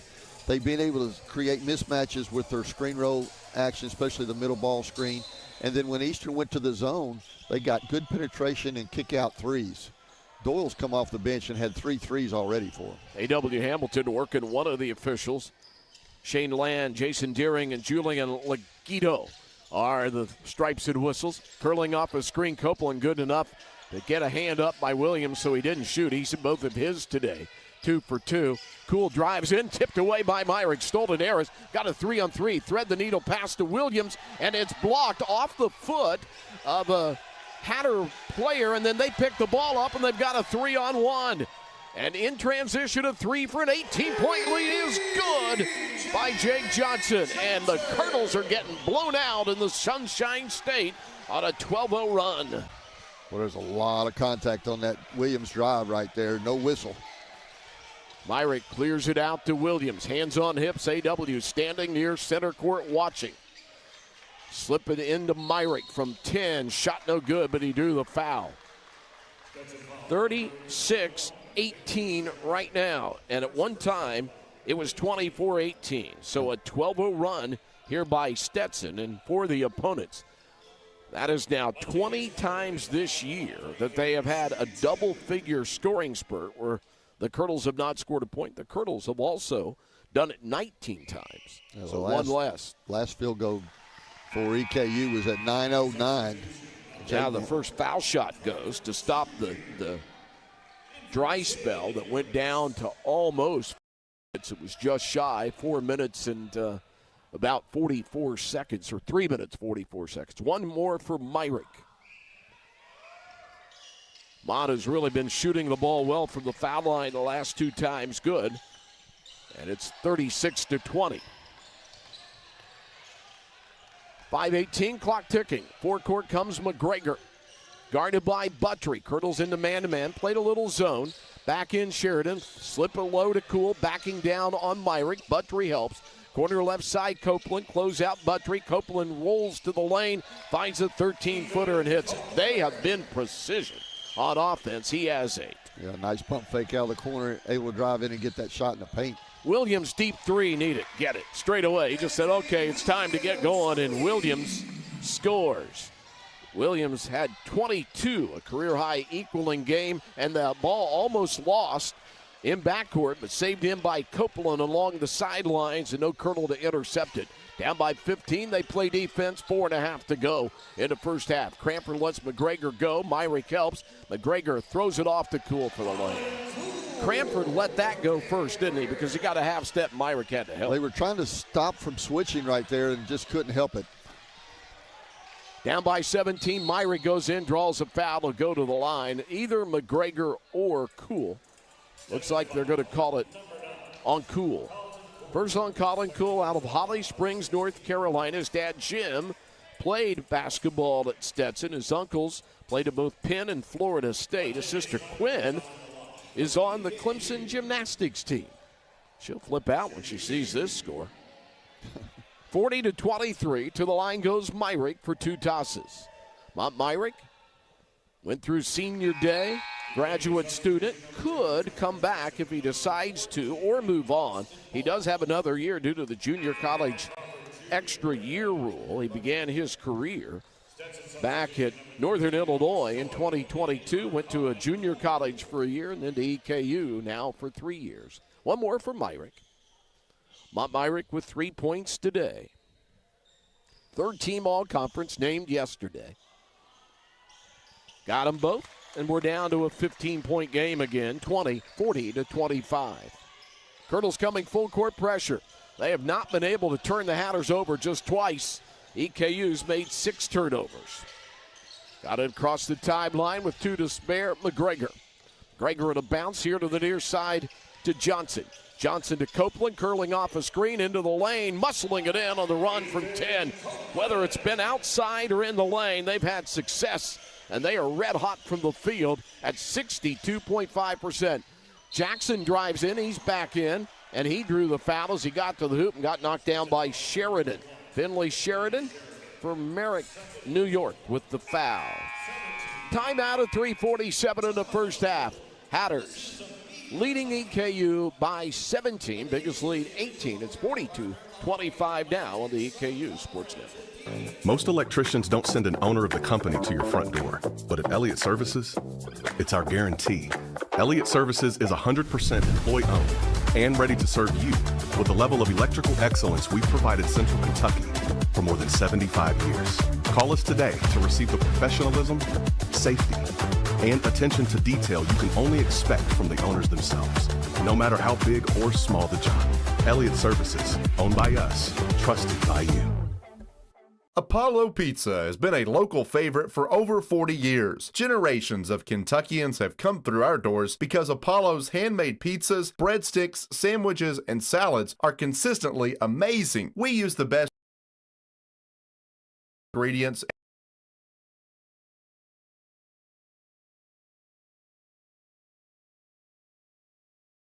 Visit ApolloPizzaMenu.com to view our menu. Your family deserves the good stuff. They deserve Apollo Pizza. This is EKU Hall of Famer Michael Haney, and you're listening to Colonel Basketball. Michael Haney living over in Australia. The Colonels are down under, so to speak, right now. Down 42-25 to Stetson. Stetson shooting very well, as they have done that here in the last month plus as we go into March. This will be their 5th game in the last 6. They've been over 50%. For now, they are at 62.5, 15 of 24, 5 of 9 from 3, 7 of 8 from the foul line. That's winning basketball. EKU 9 of 20, taken 4 less shots, made 6 less, made 2 less threes, and made 3 fewer foul shots. Colonels 4 of 5 from the foul line. Top scorer for Eastern Kentucky with 9, Jalen Cooper. Myrick has 4, and he's drawn 4 fouls. 10 points for Copeland, 11 for Cool. Those are the guys that have been red hot down the stretch for the Hatters. Copeland has played 30 minutes or more in 16 games in a row. They don't sub a lot. They lost their top scorer to injury in January, and Jamie Phillips Jr., and he had scored 29, 22, and 30 the last 3 full games before he went out. Here's Tyler Jackson to the line. Yeah, they really missed him in the lineup. Nice player. He was headed for an all-conference selection himself. EKU going with the 2 freshman guards, and they got Williams and Cooper into the lineup right now. Both of them have 2 fouls each. So that's 3 points for Jackson. Now 4 as Tyler Jackson scores. EKU down 42-27. 3:46 inbounds. The clock moves to McGregor. Guarded by Williams in backcourt. Across the timeline, wide open. Copeland right wing, no good. That's a rare miss for him. Offensive rebound pulled down by Jope. They'll reset into the corner to Doyle. He loves the corner, and he loves what the result is. Another 3, and he looked over at the EKU bench as he ran by as Doyle knocks it down. Good answer by Jackson on the other end with a 3-pointer of his own. Well, you needed that because you were down by 18. It's 45-30. Tyler Jackson has scored the last 5 for EKU. He has 7. Jope, the Senegal guy, holding it. Top of the key, waiting for a cutter. Hand it off to Copeland. Copeland feed it into Doyle. Same corner, missed. Rebound Jackson. 1-on-3, so he'll pull the plug on a drive. Give it off to Williams. Back to TJ. Nice extra share to Cooper. That's going to be rim damage. And that's good ball movement in transition. And the Colonels back within 13 here after falling down 18. Cooper now has 11, another double-figure game for him. Jobe turns as he gets at top of the key. They run a double at him. Hand off to Johnson, over to Copeland. Defense is turned up a little bit here with 2.5 to go and underneath. Copeland turns, steps back on Jackson. He nailed it again. What a shooter he is. He has 13. He's hit 3 threes. And Stetson on fire from deep. They're 7 of 13. Back up by 16. Colonels answer with a 3. And it's Williams this time. Two good answers by EKU. They've just got to be able to get some stops put together down here on the other end. Stops have been tough. They've scored on 17 of their 28 attempts. EKU had the ball tipped away but couldn't get it off the foot of McGregor near the timeline. Down to 1:54 to go in the first half. 13-point lead for the Hatters. In a game they've been tied at 2-4. They've had runs of 7-0 and 12-0.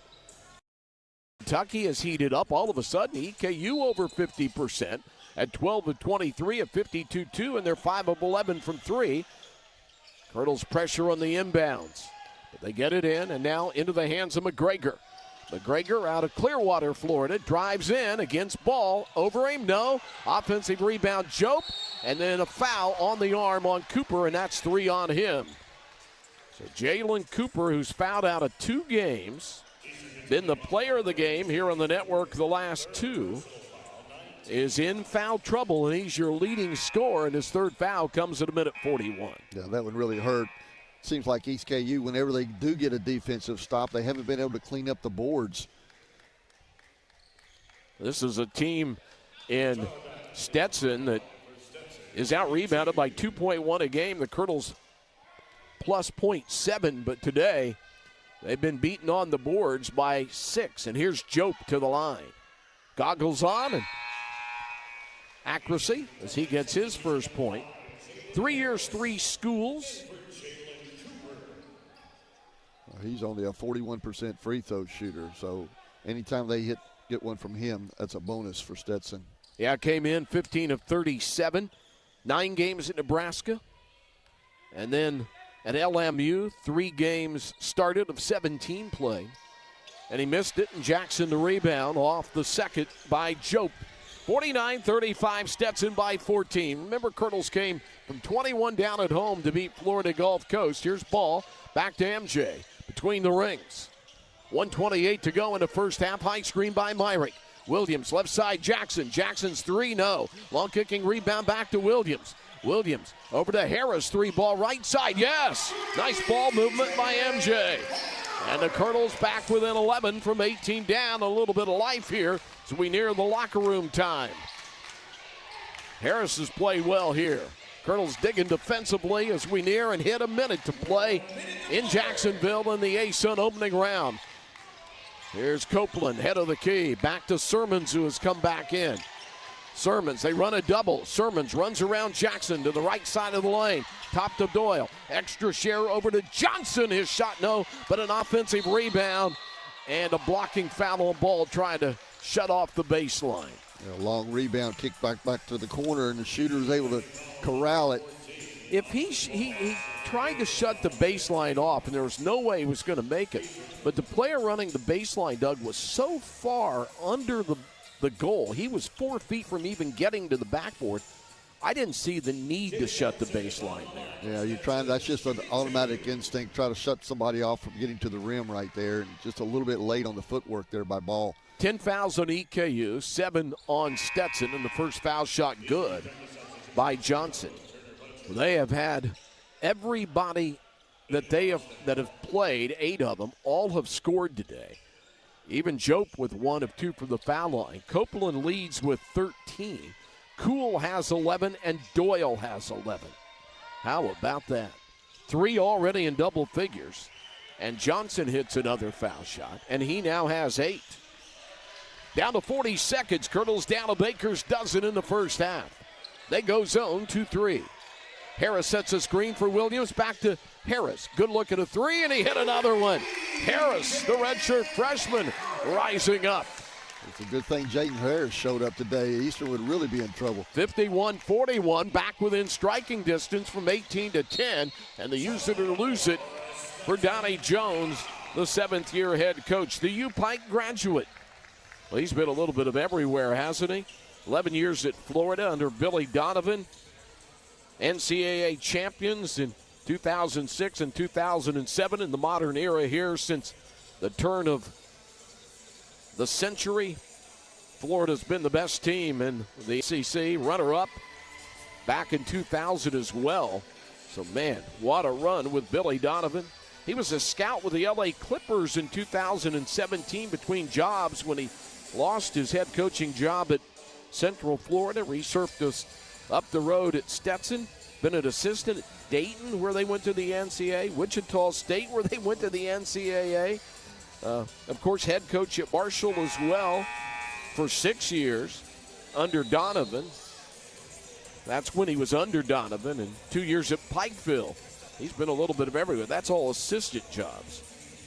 He's a veteran, isn't he? He has. He's bounced around a lot, but he's always been successful. And Sean Finney, another one of those guys that have Kentucky roots. He was an assistant under Tubby Smith there at UK, and he's on the staff. And they've got guys coming in there that can, they're fundamental. They shoot the ball well. They move it well, and they've been real effective today. This is a big last possession right here. You are right on Harris. So he has 10 today. And 11 by Cooper, but on the bench. Shot clock off. 11 on the game clock. Sermons. Colonels are in a zone. Now it's Johnson. Down to 5 to play to Sermons. Going to try to penetrate on Williams. Does. Shoves him. Leans him. Williams got him with a body. Left his feet. A.W. Hamilton didn't like the call. Is that the third on Williams? Should be the third on Williams, too. So that's really impactful right there. 2 of the 3 officials, Shane Land and Julian Leguido, over talking to the head coach. And now they've called a technical foul. Was it on Turner Buttery? Or was it on A.W. Hamilton? I don't know. To call a technical foul in tournament play, you better have earned it, right? I wasn't watching away from the ball there. I was looking down at the officials. They are going to review the play. They were going to the monitor.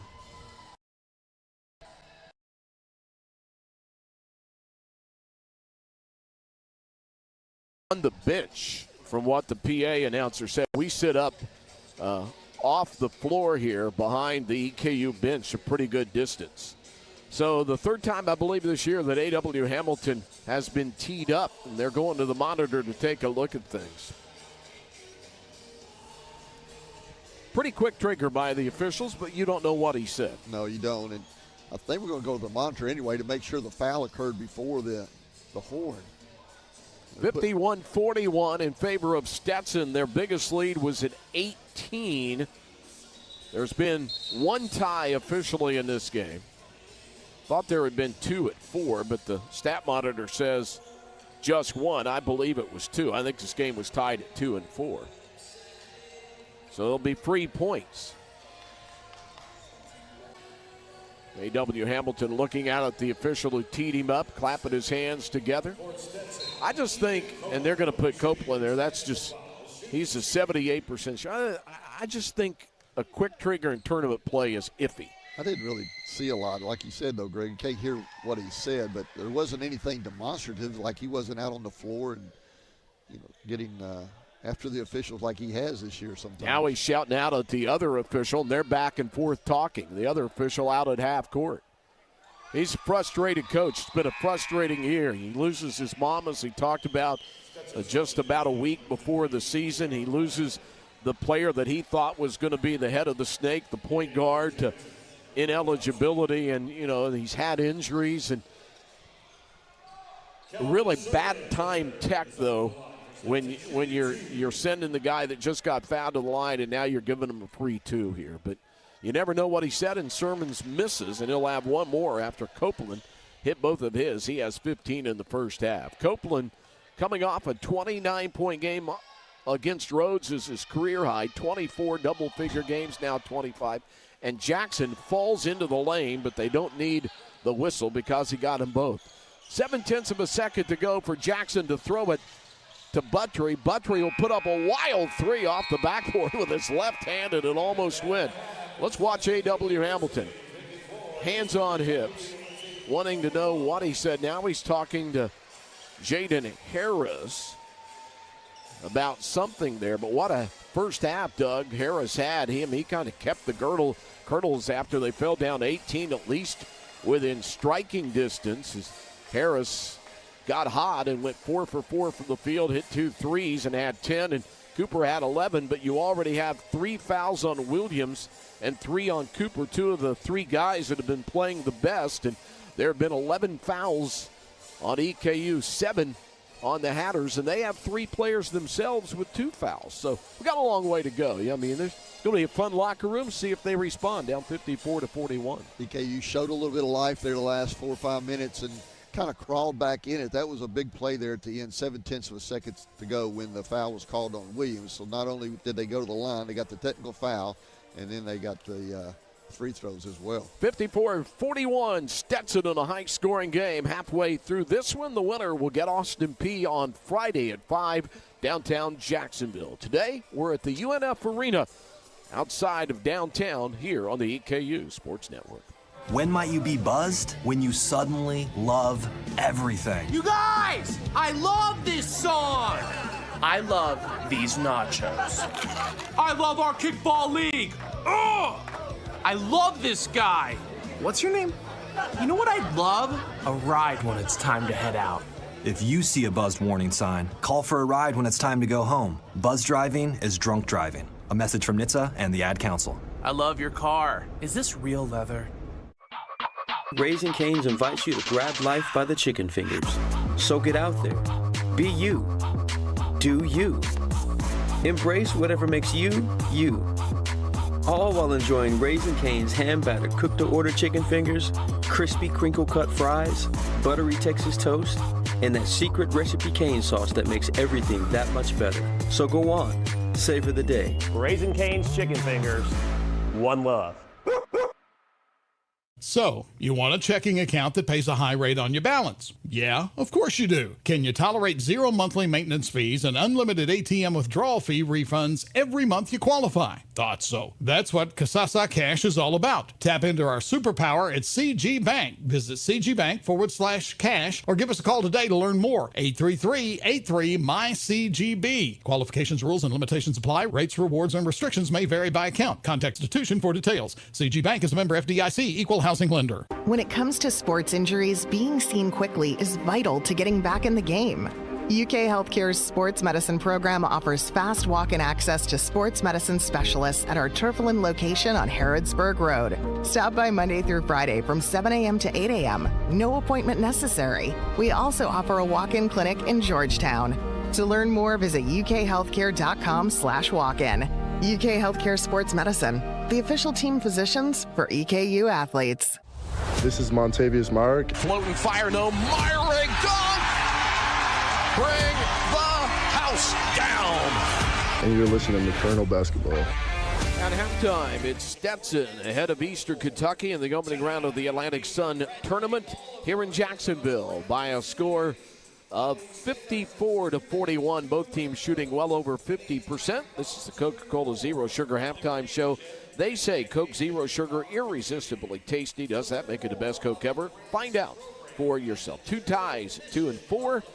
But since then, a 7-0 run by Stetson. Colonels got it back after they fell down by 10 to 24-18. Looked like things were good at the 9:09 mark, and then a 12-0 run by Stetson. And so the 7-0 and the 12-0 runs have done in Eastern Kentucky, but they took an 18-point deficit and got it down to 10 before the foul under a second to go in the first half, and then A.W. Hamilton teed up.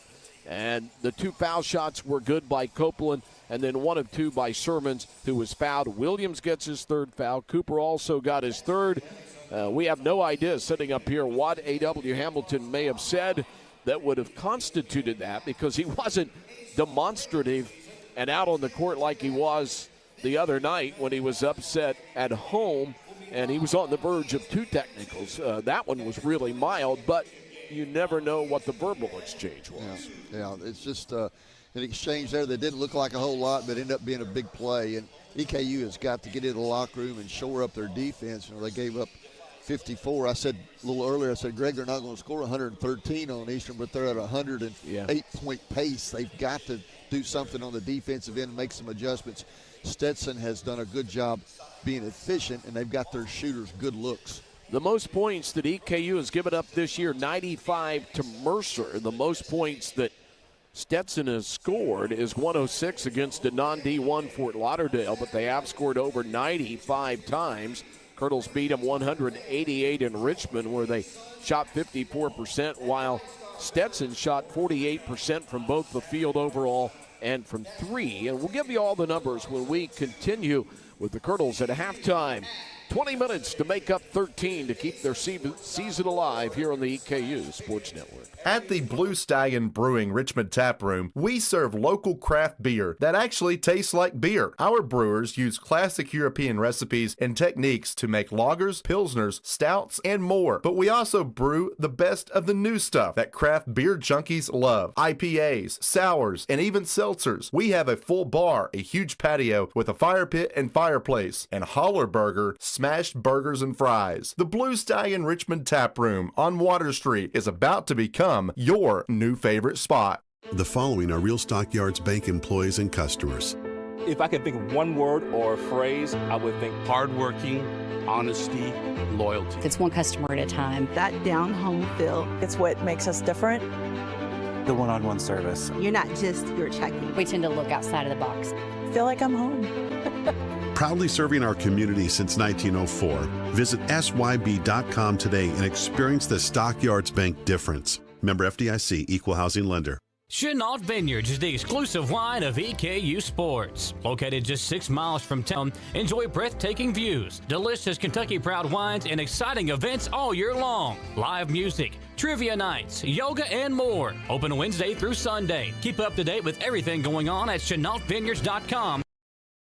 Facebook and Instagram. Don't forget to ask about their wine club. Get first access to new wines, exclusive events, and discounts. Chenault Vineyards, where every visit is a celebration. This is Kentucky Commissioner of Agriculture Jonathan Schell. Remind you, when you support Kentucky Proud, you're backing our home team of farmers and producers who work hard to bring the freshest, highest quality food to your table. Kentucky Proud products are the MVPs of your meal.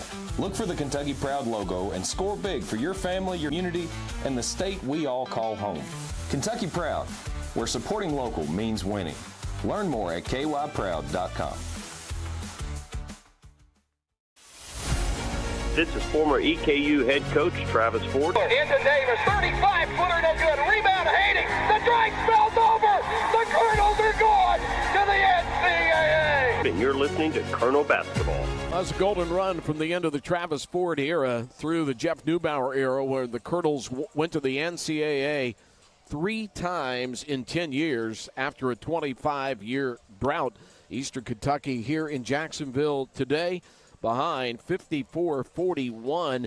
I want to go back. I had said on the air that EKU had a 2-0 lead, and then we looked at the stats, and they basically, so I corrected myself.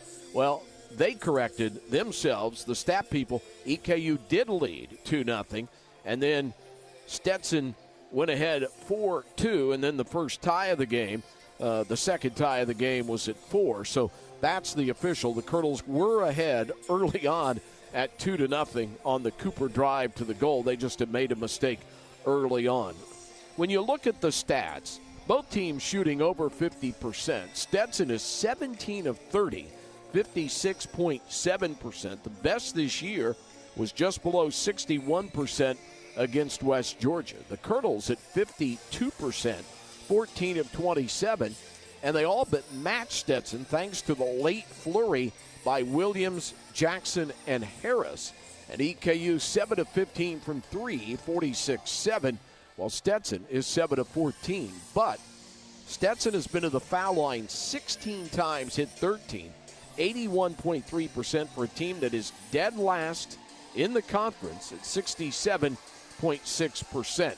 Meanwhile, EKU is 6 of 7. Myrick's hit all 4 of his, Jackson his 2, and Harris missed his and one shot. EKU comes in one of the better rebounding teams in the conference at plus 0.7. Stetson, third from last in the conference, but they've out-rebounded EKU by 5. They've only made 2 turnovers. Their lowest turnover total of the year, 6, against North Florida. They've handled the EKU pressure. They've won points off turnovers 9-2. Second chance points 13-5. Points in the paint has gone to them as well, 16-12. So, Doug, what's A.W. Hamilton working on the most in the locker room with his team? Got to stay connected to Copeland when he comes off of all the screens they're running him off of. And he's got a lot of just stationary screens, but he's also got the dribble handoffs that he's come off of and got good looks at the basket. And then Doyle, they've got to locate him. You know, he had, we thought 4 threes. The last one they said was just a 2, but he's come off the bench and done a good job for them with 10 points, or 11 points, I'm sorry. So the only lead for EKU was 2-0. 1 lead switch, 2 ties. Colonels have been ahead for 42 seconds, and Stetson has been ahead for 17 minutes and 51 seconds. They have 3 players in double figures. EKU has 2, but EKU has more foul trouble. No Hatter with more than 2 fouls. They have 3 with 2. Cooper has 3 fouls, played 17.5 minutes. Williams, the point guard, with 4 assists, 2 turnovers, has played 17 minutes, 16 seconds. So he's 2 fouls away from elimination. Colonels have committed 5 more fouls, and from the foul line, they have taken 9 less foul shots. It has been that kind of problem for EKU all year long. They came into this game with 10 more disqualifications than their opponents on the year, and they made 49 more fouls than their opponents. Well, that's totals going to go up today. Individually, EKU led by the 11 of Jalen Cooper, the 10 of Jaden Harris, who's hit all 4 of his shots, and Williams with those 6 points, 4 assists, but 3 fouls. 7 points for Tyler Jackson on 2 of 4, 1 of 3, 2 of 2. Crossed his shooting line. Myrick, he's been held to 0 for 1 from the field. He is 4 of 4 from the foul line. He's drawn 4 fouls. On the other side, Colin Cool with 11. On 3 of 5 shooting, 5 of 6 from the free line. 15 for Ethan Copeland. What a shooter he is. The kid out of Sunnyside, Washington. Transfer from Utah State Eastern. And he has lit it up. 5 of 7, 3 of 4, 2 of 2. 11 points for Alex Doyle on 4 of 6, 3 of 5, 3-point shooting. Colonels have work to do in the second half as they trail at 54-41 here on the EKU Sports Network. Most electricians don't send an owner of the company to your front door, but at Elliott Services, it's our guarantee. Elliott Services is 100% employee-owned and ready to serve you with the level of electrical excellence we've provided Central Kentucky for more than 75 years. Call us today to receive the professionalism, safety, and attention to detail you can only expect from the owners themselves, no matter how big or small the job. Elliott Services, owned by us, trusted by you. What a matchup we've got, folks. Just nonstop action. The energy is electric and the fans are all in. An intense game like this calls for a Coca-Cola. Ah, crisp and refreshing. That's a game changer. Yeah, that taste scores every time. And just like that, they're back at it. Passionate fans and an ice-cold Coca-Cola. Now that's a winning combo. No matter the team, no matter the sport, everyone knows fan work is thirsty work. Enjoy a Coca-Cola. The Allen Company is the source for all your gravel, crushed stone, and asphalt needs. Supplying crushed stone and asphalt paving for all types of projects, residential, commercial, and industrial. Serving Central Kentucky for over 85 years since 1939. 5 locations to serve you better: Boonesboro, McKee, Lancaster, Berea, and Danville. Delivery available for all your construction material needs. Call today for free estimate 859-543-3361 or visit us online at theallen.com. Quality materials at affordable prices. Proud sponsor of EKU Sports. Nothing is more exciting and hopeful than basketball in Kentucky. And Anthem Blue Cross Blue Shield is proud to support Eastern Kentucky University Colonels basketball. Times may have changed, but one thing remains the same: our commitment to protect what's most important, your health. Anthem is here to help you play safe and stay healthy. Learn more about what Anthem can do for you at anthem.com. This is Turner Buttrey. Rebound Buttrey. Buttrey will clear it out. The Colonels will retool with Buttrey. Bam! And you're listening to Colonels basketball. Off to the second half we go, 54-41. Colonels finish with the quick trigger technical on A.W. Hamilton, and both of those foul shots hit by Copeland, and 1 of 2 for the guy that was fouled on the third foul by Williams. And after EKU took an 18-point deficit in the last 5 minutes of the first half, got it down to 10. If you get a stop there, and it looked like they were going to get one, you're a little closer striking distance. All of a sudden, you got your point guard with 4 assists, having to be careful defensively. And I don't know. It's, that was kind of a blow at the end. I talked to somebody down on press row. They said they thought it was a quick trigger. And again, I go back. I think you let the rope go a little longer in tournament play. For sure. I mean, come on. For sure. Yeah, that was huge. And you take a gamble when you leave a guy in there with 2 fouls on the last possession like that. And Williams just left his feet early and drew that third foul. Don't underestimate McGregor, the role he played for Stetson. He came in, was steady with the ball, 4 assists, played some good defense, didn't make any mistakes. He really helped them out when Servants went out of the lineup. Colonels will work to the goal to our right. We sit just above the EKU bench on the second deck, and they'll be coming our way now as Cooper will bring it in, playing with 3 fouls. So is Williams with 3. Got 20 minutes, got to be smart, and you got to make a comeback here. You're down as many as 18. Cooper at the foul line, drives inside into the body of Sheraton, leans, turns, leaves it short from 7. Just couldn't get it done, just left a little bit short and will come the other way. As we open the second half, Stetson in control as many as 18. Bellarmine was up 19 in the first half, lost their lead, down 4, but came back to beat Florida Gulf Coast in game 1 today. And the ball tipped away by Cooper, but Sheridan got it back. Sermon skips it. Oh, that went up into row 8. Oh, my goodness. Where was he throwing that thing? It looked like that was launched from Cape Canaveral there. That's a great line. I have never seen a pass that far off target. That was crazy. Wow. I'm not exaggerating. He just tapped.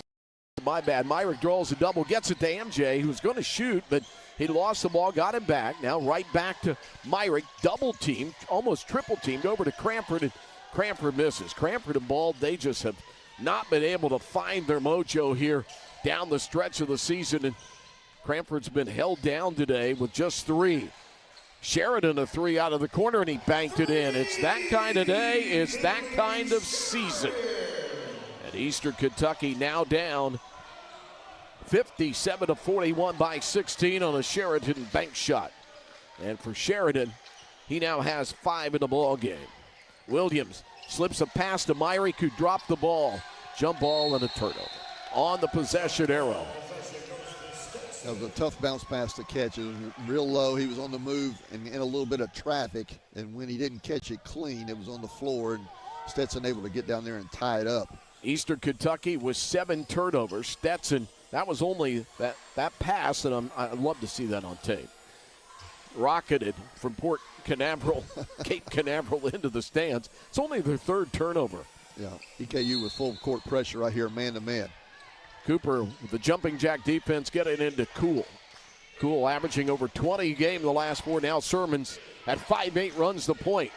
Williams a couple of inches above him. Great screen by Sheridan. Sermons leaves his feet, got it low to Sheridan, and that was on Sermons. He lost it, stolen away by Cooper. Here comes Williams. Williams backs it away to Cooper. Cooper back to MJ. Fakes, drives through the lane, tipped it away. Another turnover. 3rd on Williams. And EKU with 8 turnovers and back-to-back turnovers. Kind of like the rash of turnovers that hurt them late in the Lipscomb ball game in Richmond on Senior Day, where they lost on a 3 at the buzzer. Sermons drives, banks over Williams, no good. They're trying to get a 3rd foul on Williams. Rebound was in the hands of Cool, slapped away, and Cranford steals. Now Williams. EKU down 16. Cranford high right driving into the lane, sees part, body bump, no whistle. We're coming the other way. Here comes Copeland, who has 15 to lead all scores, over to Sermons. Donnie Jones Club has had the upper hand most of the way. Going to try to run the shot clock down here, make EKU work, try to get him in foul trouble. Myrick chasing Copeland. Copeland backs him away, so that's a mismatch. He'll shoot from 28 and drill it. Boy, does he have NBA range. He has 18. He has 4 threes. The most threes he's had this year has been 8 against Rhodes, and EKU trails by 19, the biggest deficit of the day.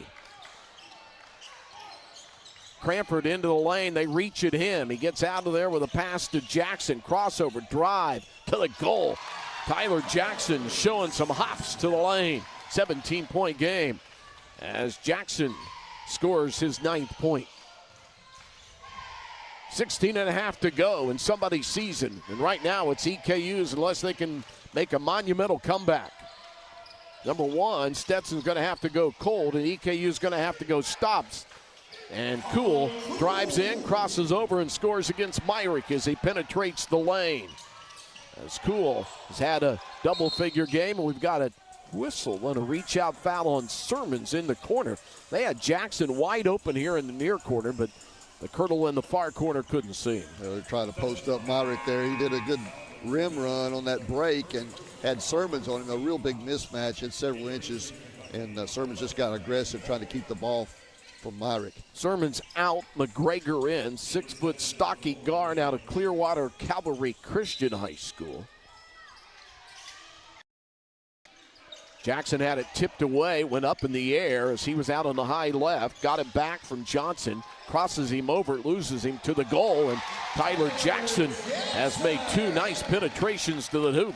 And he's in double figures for the 8th time in his season. Colonel's down by 17 again. Could be 20. Copeland's hit another one. Left him open in transition. He's had a day to remember. Copeland shooting him. 5 of 6, 7 of 9 from the field. Cooper to answer. No. Long kicking rebound, Sheridan. Colonels may run out of gas the way things are going. Do they have any life in them? Cool over Cooper. Kick it out to Sheridan. Sheridan bumps into Holt and shoots over him and scores. Able to get that first body contact, and Holt couldn't hang with him, and it's a 22-point game. Sheridan's got all that length and size over Holt. 67-45, Stetson. EKU the 7 seed, Stetson the 10 seed, and Williams had it tipped away. Then he is undercut by McGregor. McGregor reacts to the official, does not get teed up. Interesting. He reacted very angrily right there and shouted at the official. Yeah, he's done a good job on Williams. They really hounded MJ Williams today. So Williams playing with 3 fouls. He's had 3 turnovers, 4 assists, and the Colonels facing their biggest deficit here in Jacksonville 67-45. Back after this to the EKU Sports Network. We know how important protecting your homes and businesses are, and that's why for more than 50 years, ServPro has been a trusted leader in the restoration industry. Whether you're needing fire or water damage restoration, mold remediation, biohazard or pathogen cleanup, or full-service construction services, ServPro is here to make it like it never even happened. So call us today at ServPro for any of your cleaning, restoration, or construction services. I'm Staff Sergeant Chloe Oakes, and I serve to travel the world. I serve to get a leg up and to lend a hand. I serve part-time so I can study for my degree. I serve to follow in my father's footsteps. I'm receiving up to 100% tuition assistance while serving in the state I love. I serve to protect those around me. And I serve to be a role model for my children. I serve as an airman in the Air National Guard. Serve with me at the Kentucky Air National Guard by visiting goang.com. This is EKU's all-time shot blocker, Isaiah Cozart. This is Marcus Rigsby. Goes to the baseline. Colonel's good foul. Cozart has the first ever triple-double in Colonel basketball history with his 10th block. And you're listening to Colonel Basketball. 67-45 Stetson over Eastern Kentucky. After the game, we'll hear from A.W. Hamilton after his Atlantic Sun Conference official press conference is over. Hamilton coming in 133 and 122, 11 over 500. It's been tough inside A-Sun tournament play, though. He's 1-4. Inside OVC play as a head coach in the tournament, 2-2. And in postseason play, 6-7, because just a little bit from here, about an hour from here at Daytona Beach, he had a big run in the CBI when the Colonels were the runner-up to Charlotte. Lost by 3 to Charlotte after beating Southern Utah in double overtime in the semifinals, Indiana State in overtime, and Cleveland State in overtime. Boy, that was a fun run down to Daytona Beach. Eastern Kentucky trying to come off the mat here, down 67-45, and only 11 wins this year. That would equal the lowest win total since Dan McHale in 2018 and Travis Ford back in 2003. Well, if you were an EKU fan, you would think that they would come out and make a run to start the second half, but they didn't. Cooper missed one, put it back up, no good, and they got a foul on the second one on Cool. No, and they're going to call it on Sheridan instead. So Sheridan, his third foul, third on the team. Sheridan, the first player to get in foul trouble. Well, the PA guy said, yeah, it is 3 on Sheridan. Wanted to make sure. Here's Cooper with a deep knee bend. Foul shot, rims out. Eastern Kentucky 6 of 8 from the foul line. The misses by Harris and now Cooper. Cooper raced out of the gate with an early 6. 67-45 we stay. One more for Cooper, sitting at 11 points. 42nd double-figure game in his 3 college stops. Second one good as well. He has a dozen. Eastern called off the press right here. You don't ever hardly see that. 67-46. Going to have to get stops, and there haven't been many. 61% shooting by Stetson. Doyle tipped away by Cooper, but he got it back. Doyle, handoff now to McGregor. Good screen, Doyle. Right side to Johnson. Johnson into the lane, bounce pass, lost by Copeland, got it back. Copeland pump fakes McGregor, 6 of the shot clock, tipped away. Drives, floats, fires, no good, but he got his own rebound off a miss. McGregor, a 6-foot sophomore, hustling to the rebound off his own miss. Now Cool. Cool to McGregor left, into the lane against Myrick. They back off of him, and it's an easy 10-footer for McGregor. Doug, when you look at this team, down now by 23, I think the problem as you look at it overall, we'll get into it at a timeout, but it's been defense. They just have not been a good defensive team this year. Yeah, you're right. Stetson shooting 75% this second half so far. Myrick working inside, he gets fouled. And you go and look at what EKU has done. 21st worst points allowed in the country at 81.5, 83 in ASUN play, and the field goal defense at 48% is 20th worst out of 365 teams. Just haven't been able to get it on ball or stop the drives inside. Here's Myrick for 2. Been a great Colonel, taking over after sitting behind Isaiah Cozart, the all-time leading shot blocker and dunker in Colonel history, now playing in France. Myrick's had to do all of his work from the foul line today. They have not let him get up but one shot. They have fouled him now 5 times, and he's trying to go 6 for 6 from the foul line here. Job came in for cool right there on that free throw. Foul shot good. Colonels down by 21. Well, they did it at home with the home crowd behind him against Florida Gulf Coast. Buttrey got away with a jersey tug there on McGregor because McGregor had beat him on the inside. Off to Doyle, back to the basket. Backdoor cut, Holt got lost. Again, we talk about defense, and they took Copeland. He backdoor cut, and Copeland has 23. 25th double-figure game, 8th in a row, tied for 10th as a double-figure score in the conference. Cooper works his way to the lane, dumps underneath, and scores. 71-50. EKU down 21, 13-20 left in the game. Cooper's had a good day now with 14. Coming off a monster game. And a whistle, I think Holt with a reach in. I think he got a little nose right there when he reached for the ball. McGregor holding his nose. Ball and Paul in. Holt will leave. Myrick will leave. So it'll be Harris who has come in. Buttrey, Ball, Paul, and Cooper. Into Jope. He'll hand it back to Johnson, the 6'5 graduate guard who played at IU East.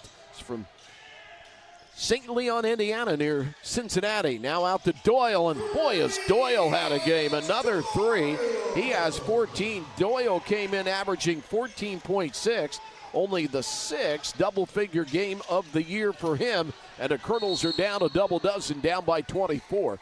With 12:50 to go, and a foul as Buttrey tried to go to the lane and a reach and a push. You know, just the on-ball screening for Stetson has been so effective. That time it was a pick and pop by Doyle. He just set the screen. McGregor came into the lane, kicked it right back out, wide open 3, knocked it down. Cooper comes over. A.W. Hamilton talking with him. Jalen Cooper out of St. Petersburg on Clote High School. And a trigger by Williams. Back in the game to Buttrey. Buttrey up the ball with a neon yellow airball. Williams tried to save it, but hit the inline. What? Austin Ball early on, averaging 8.3 now. He was in double figures. His conference total at 6.2, Doug, and he has just been in a deep slump, even though he came out of it the last 2 games, 3 of 6. The previous 5 games, 0 for 10 from 3. There's McGregor. Colonels chasing all over the court in desperation. Down by 24. Now McGregor high left. Loses Williams. Buttrey switches on him to keep in front of him. McGregor driving Buttrey, spinning, faking, turning, twisting, banking, missing. Own rebound again.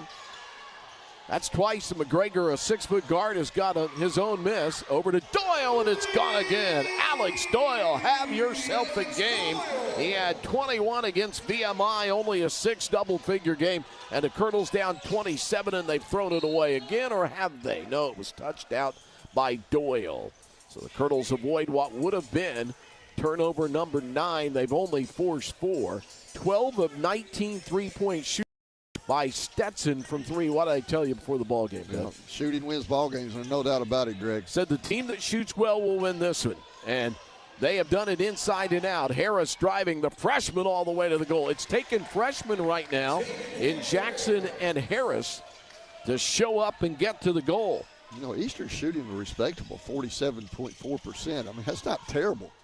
They just can't get any stops. Yeah, no stops at all. 26 of 42 from the field, 62%, 63% from 3, and they're down now by 25. And McGregor loses Buttrey and beat him by 2 steps, and then Buttrey reached in and fouled. Yeah, just a quickness mismatch right there. It's going to be Turner Buttrey's, unless a miracle happens. It's going to be the last game of the great career of Turner Buttrey. Going to be the all-time leading foul shooter, not officially because he hadn't taken enough in his career, but he'll set the season record at over 90%, held by the great Tony Parris back in 1987, but kind of a bummer end on senior. And today, the Colonels just have been schooled, haven't they? I mean, they've been beat in every facet of this ball game. Yeah, just discombobulated. Their heads are kind of down right now, and you know, like you said, Greg, it'd be more than a miracle, right, for them to come back at this point. Don't forget the women play tomorrow in the quarterfinal round. The number 1 seed, the regular season champion, West Chandler, will have the call. Airtime at 11:30 here on the stream and the app. And then they'll tip at noon. They'll stay with the good spot as the 1 seed. They'll take on Austin Peay, try to beat them for the 3rd time. It's not an easy draw, not a draw, but it's not an easy pairing for EKU the way things have gone on the women's side. The men, they are 11 minutes, 34 seconds from ending what has been a disappointing season at 11-21. You can't put lipstick on a pig sometimes. Yeah, we're trying, but just not been that kind of year. You know, it's just one of those years that they just couldn't get the breaks that they needed along the way. You start off with the knock situation, ineligibility, then you get the injuries. We were playing a really, really strong non-conference schedule. Then you get into conference and you lose all those close games, 3 or 4 games by 2 points. You had a couple overtime losses, a 3-pointer at the buzzer there on senior night. I mean, just things haven't fallen in place for EKU this year. You look at Eastern Kentucky, they have had 8 single-digit losses. In other words, 9 or less, 3 by 2, 1 by 3, overtime losses by 5 or 6. If you say, okay, at the end of regulation, it's 0, that's 1, 2, 3, 4, 5, 6 one-possession games. Yep. And then an 8-point and a 9-point loss. They've had 2 double-figure wins along with their single-digit wins, which are by 1, 2, 3, and 4, and 8. So a lot of close games. They've had only 3 double-figure losses, and the worst was the Queens by 17 at home.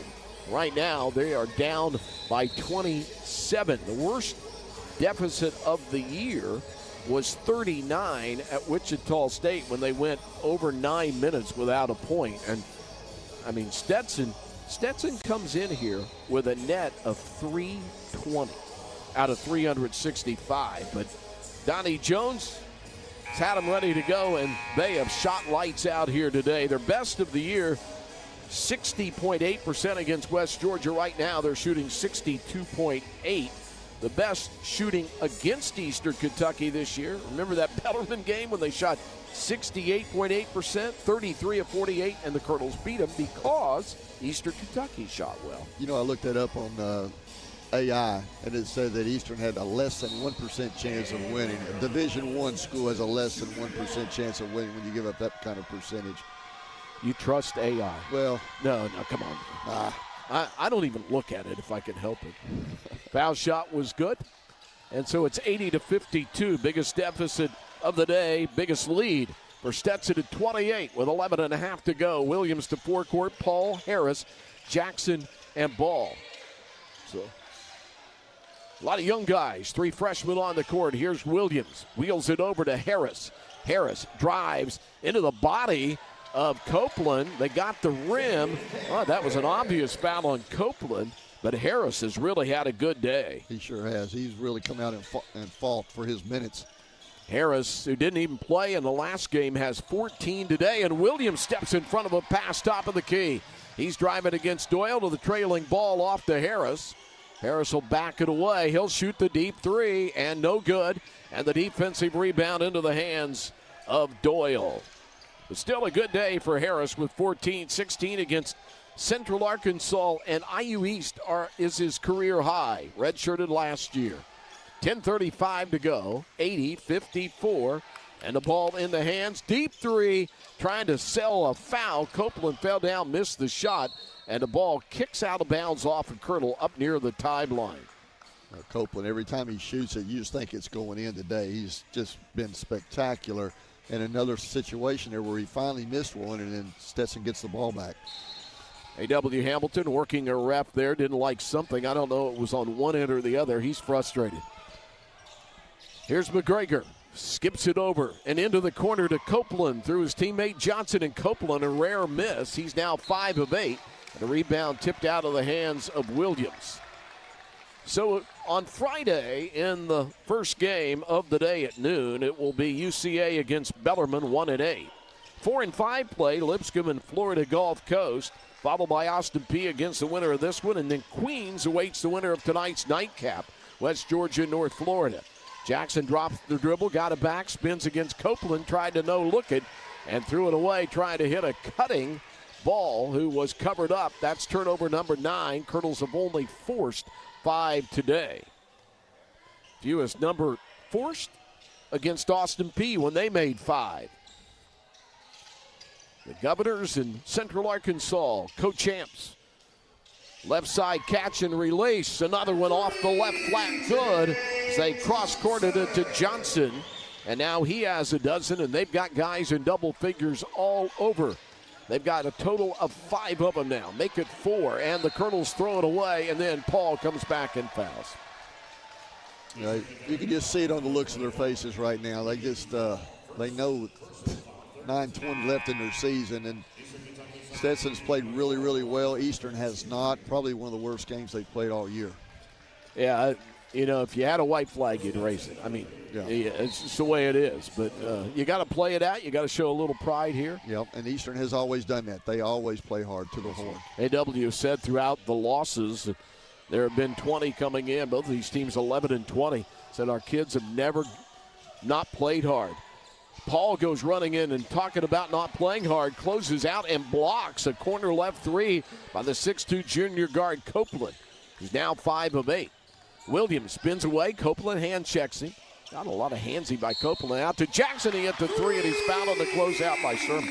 I thought, and again, I'm not complaining about the officials. I'm just thinking that Copeland has been really handsy defensively, kind of a hold or a grab, and he's been able to get away with it, but he knows that line. He's able to not overstep the boundary to draw the whistle from the 3 officials. You know, John Havlicek, the great Boston Celtic, used to say that he would come out and he would play defense hard enough to get his first foul, and then he knew where the line was for the officials, and that's how they were going to call the game. Interesting. The thing is, though, you've got to be consistent the rest of the game for that theory to work. Jackson given a 3, but one of the officials over at the monitor to indicate, yes, it is a 3. Quick review.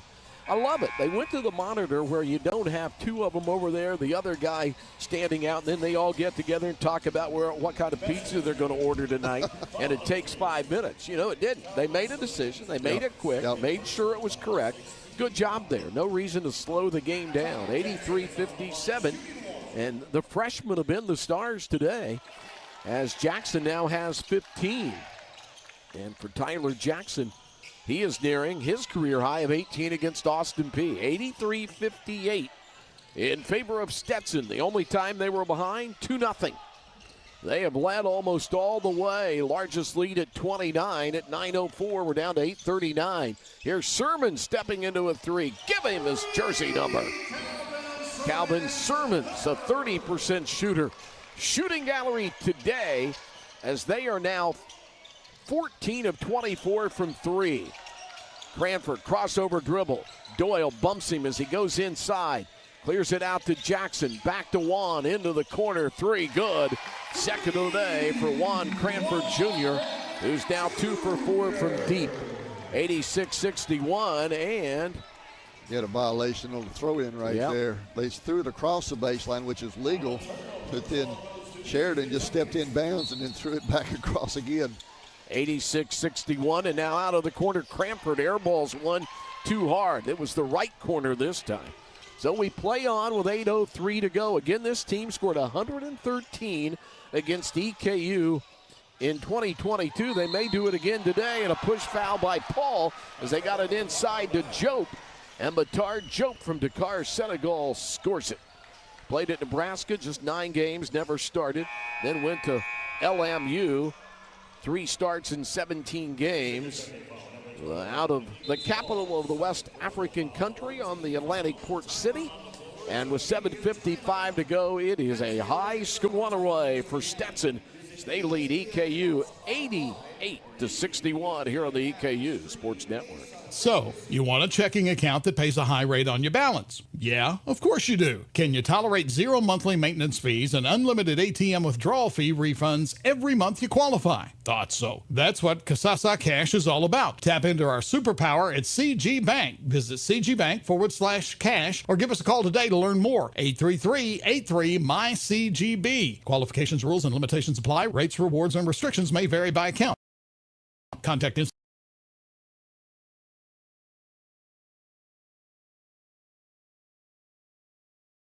Your heartbeat is unique to you, and that's how your heart care should be too.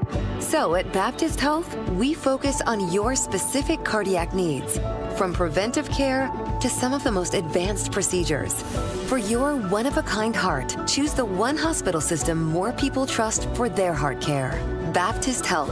It's care centered on you. Visit baptisthealth.com/heartcare. This is head coach A.W. Hamilton. EKU shines bright at the top of the A-Sun for the first time in 45 years. The Colonels have won a regular season conference championship. And you're listening to Colonel Basketball.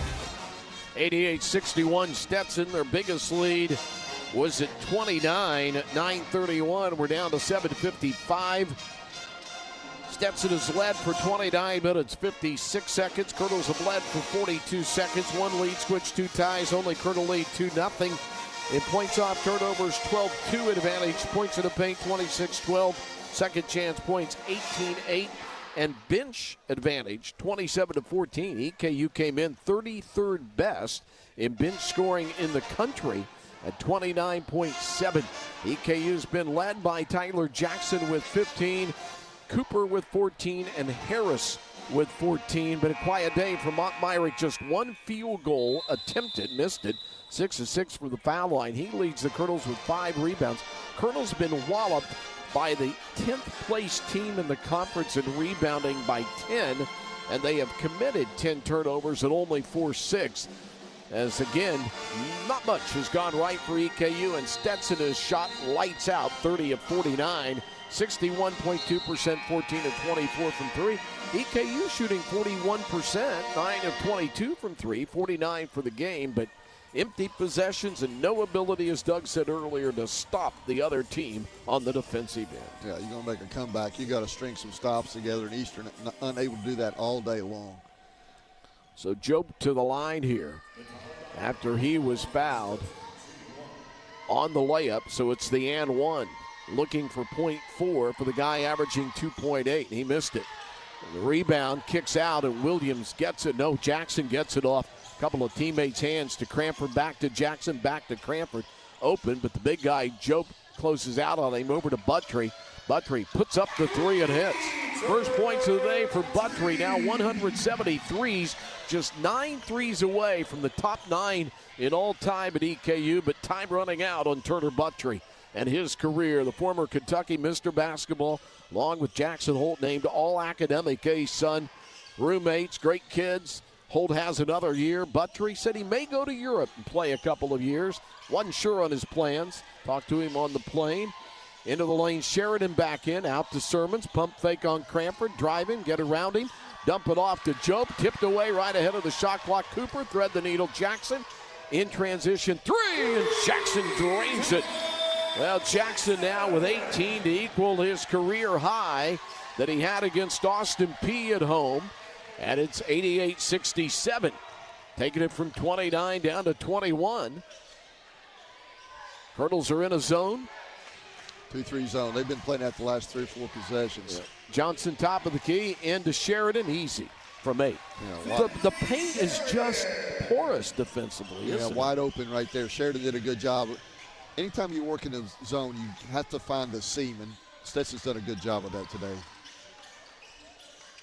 Total of 4 in double figures, and Cooper had it tipped away, but Jackson swipes it back to avoid a turnover. Cooper drives in, somehow got it up off the rim from 5. Shot no good, but he drew the foul, I believe, on Doyle. No, they're going to call it on Joe, 12 rather than 13. Third on Joe. Joe played for the Cape Town Tigers in Senegal in 2022. It's an African league that elevates players. Foul shot no good by Cooper. One more for Cooper. You know, Cooper's a really nice young man.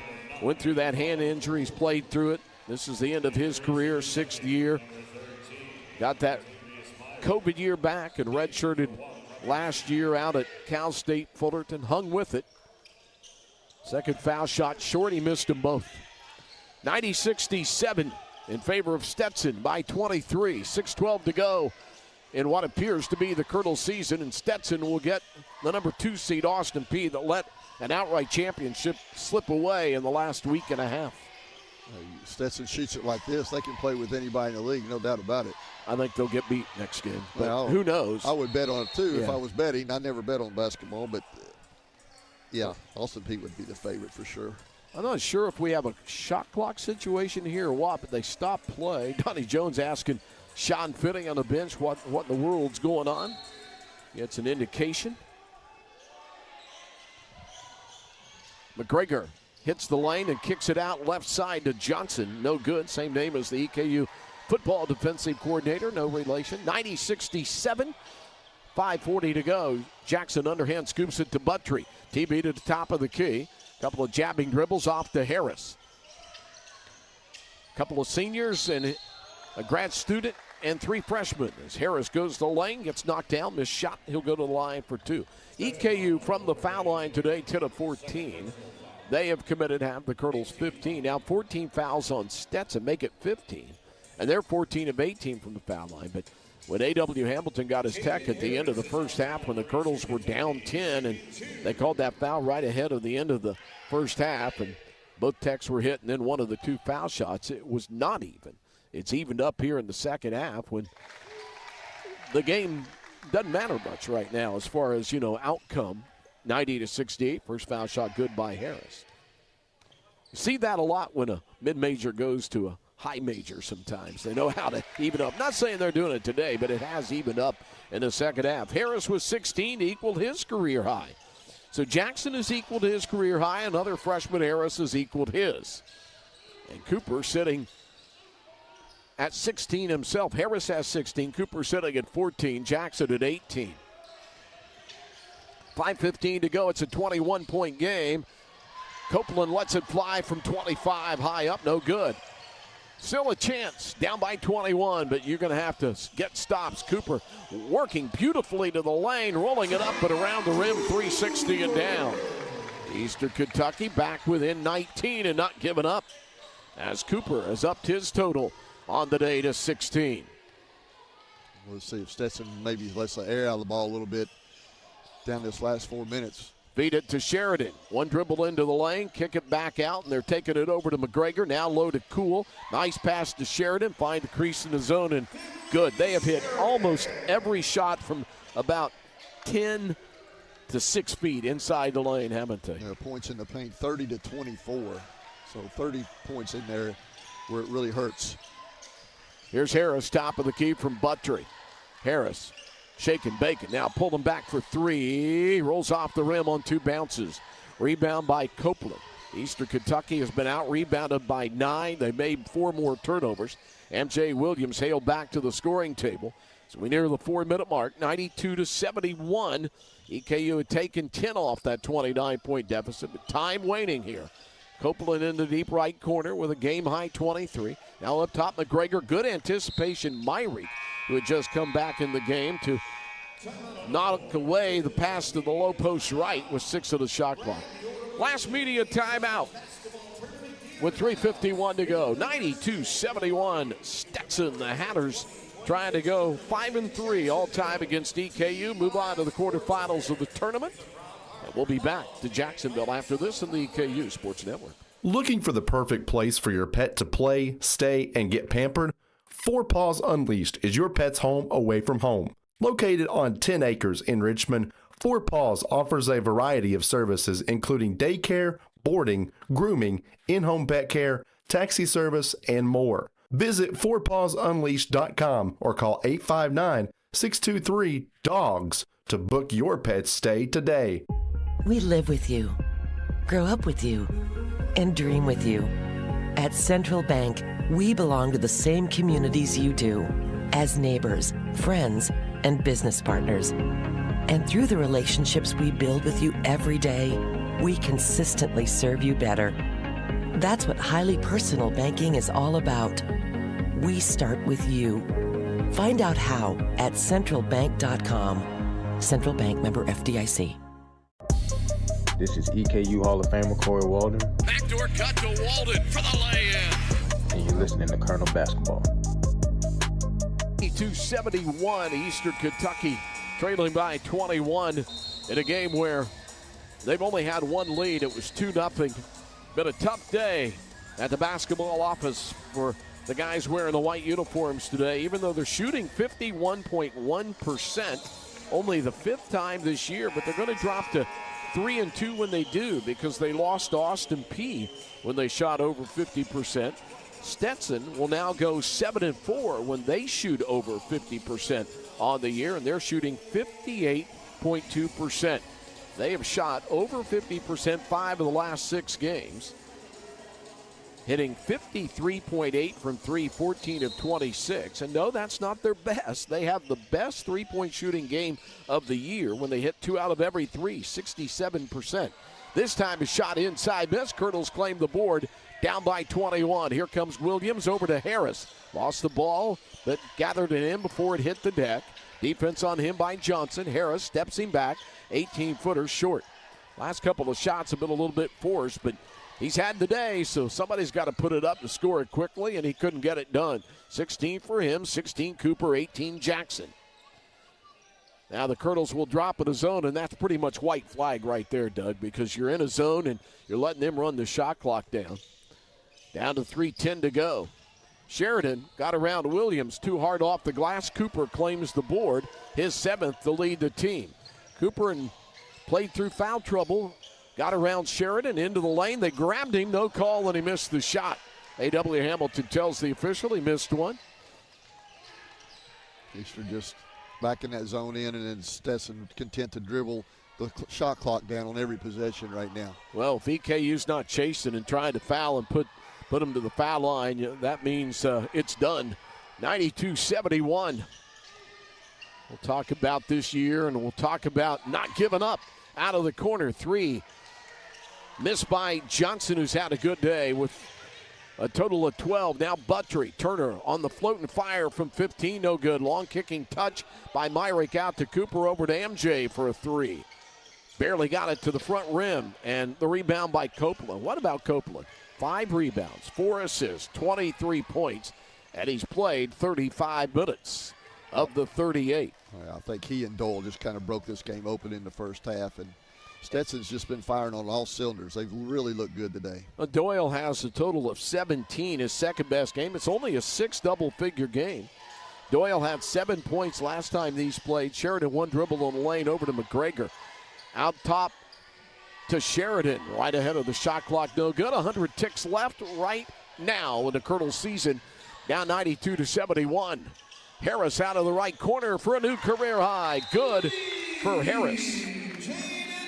So Harris now on the day has 19. That's a new career high. His high school high was 45 when he played at Massanutten Military Academy.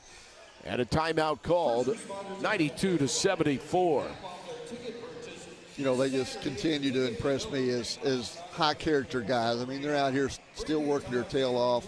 The game's been decided, but they're not going to, hang their head to the point where they're not going to give it all on the floor.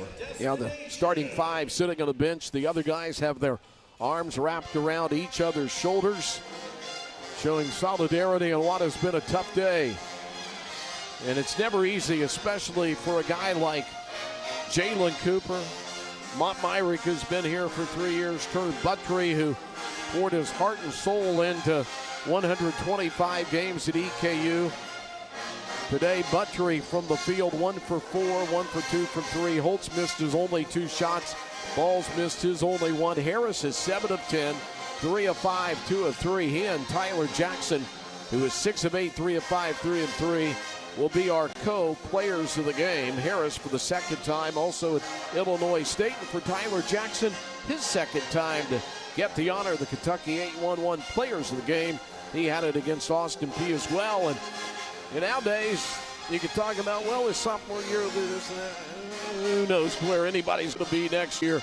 I know it drives you crazy, Doug, but life's the way it is. You got to adjust and get enough money to stay in the game, and we'll just see what happens and where the commitment is and how the Colonels deal with it and how A.W. Hamilton navigates choppy waters coming out of this season. That's the sad point, because Eastern's a beautiful campus. It's got the small college feel with it's a large university, actually, 16,000 students approximately, And all the little things that used to be a selling point for Eastern is on the back burner because people throw money at students. As you drive on this campus, kind of nice looking, isn't it? Yeah, it is a nice one. It's really spread out, isn't it? Points off turnovers. Stetson, 12-2 advantage. Points to the paint, 30-24. Second chance points, 28-8. 8-point advantage, 27-19 in bench points. And they have shot a whopping 58.2% and missed a few here. They were in the 60s most of the game. The best, as we said, shot against EKU was 68-8 against Bellarmine. So right now, the 1 seed, the 8 seed, the 4 seed, the 5 seed, the 2 seed, and the 10 seed will be the 6 or 11 tonight. North Florida hosting all games unless they play. They got to play over at Swisher Gymnasium tonight at 7:30 against West Georgia. Colonels chasing full court here with 1:26 to go, down 92-78. A white flag has gone up as they hang back into 2-3, 14 on the shot clock. Into the lane to Sheridan. Kick it out right side, Copeland. No reason why he's still in the game, but he is with 23 now. McGregor. McGregor back with 4 to shoot. Deep three. Jackson, no good. And the ball tipped out of bounds off the hands of Cool. So they got, look out on the court. They've got 4 starters still in court. A little surprising, but you've got a day off before you run 3 games in a row. You know, it's crazy. As a minute to go, you got to really question the way the A-Sun, to be very honest about it, set up this tournament. As Buttry goes flying in and will get his potential last points of the year and of his career at EKU. Turner Buttry came in with 840 points, has 845, and he will fall 8-3 short of the top 10. 19 on the shot clock. Colonels will let him run it down. I want to go into what's going to happen here. The women's tournament started Tuesday. They have a day off, Doug, every other day. Step back 3, and the 3 missed. They've gone cold of late by Jake Johnson, but they throw it away on the inbounds, and we got 20 till it's in. But again, there's a day off between every women's game. The women's championship isn't until 5 o'clock on Monday. The men have to turn around and play 5 and 7:30. Probably won't be out of there till about 11 o'clock. And they turn around and play a 2 o'clock championship game, and there's a time change. Crazy. Somebody didn't know how to schedule the tournament, and the Colonels unable to figure out how to defend Stetson today. They dropped down at the end of the game, unbelievably, to 52% shooting and 45% for the game. But that's because they went scoreless for the last 4 minutes and 35 seconds and went 1 of their last 11 from the field before they hit the skids late. They were 31 of 50. And so the season crashes to a halt at 11-21. Both teams came in there at 11-20. Stetson will move on at 12-20. As the 10 seed. And for Eastern Kentucky, the fewest number of wins since 2018 under Dan McHale in his last year, and Travis Ford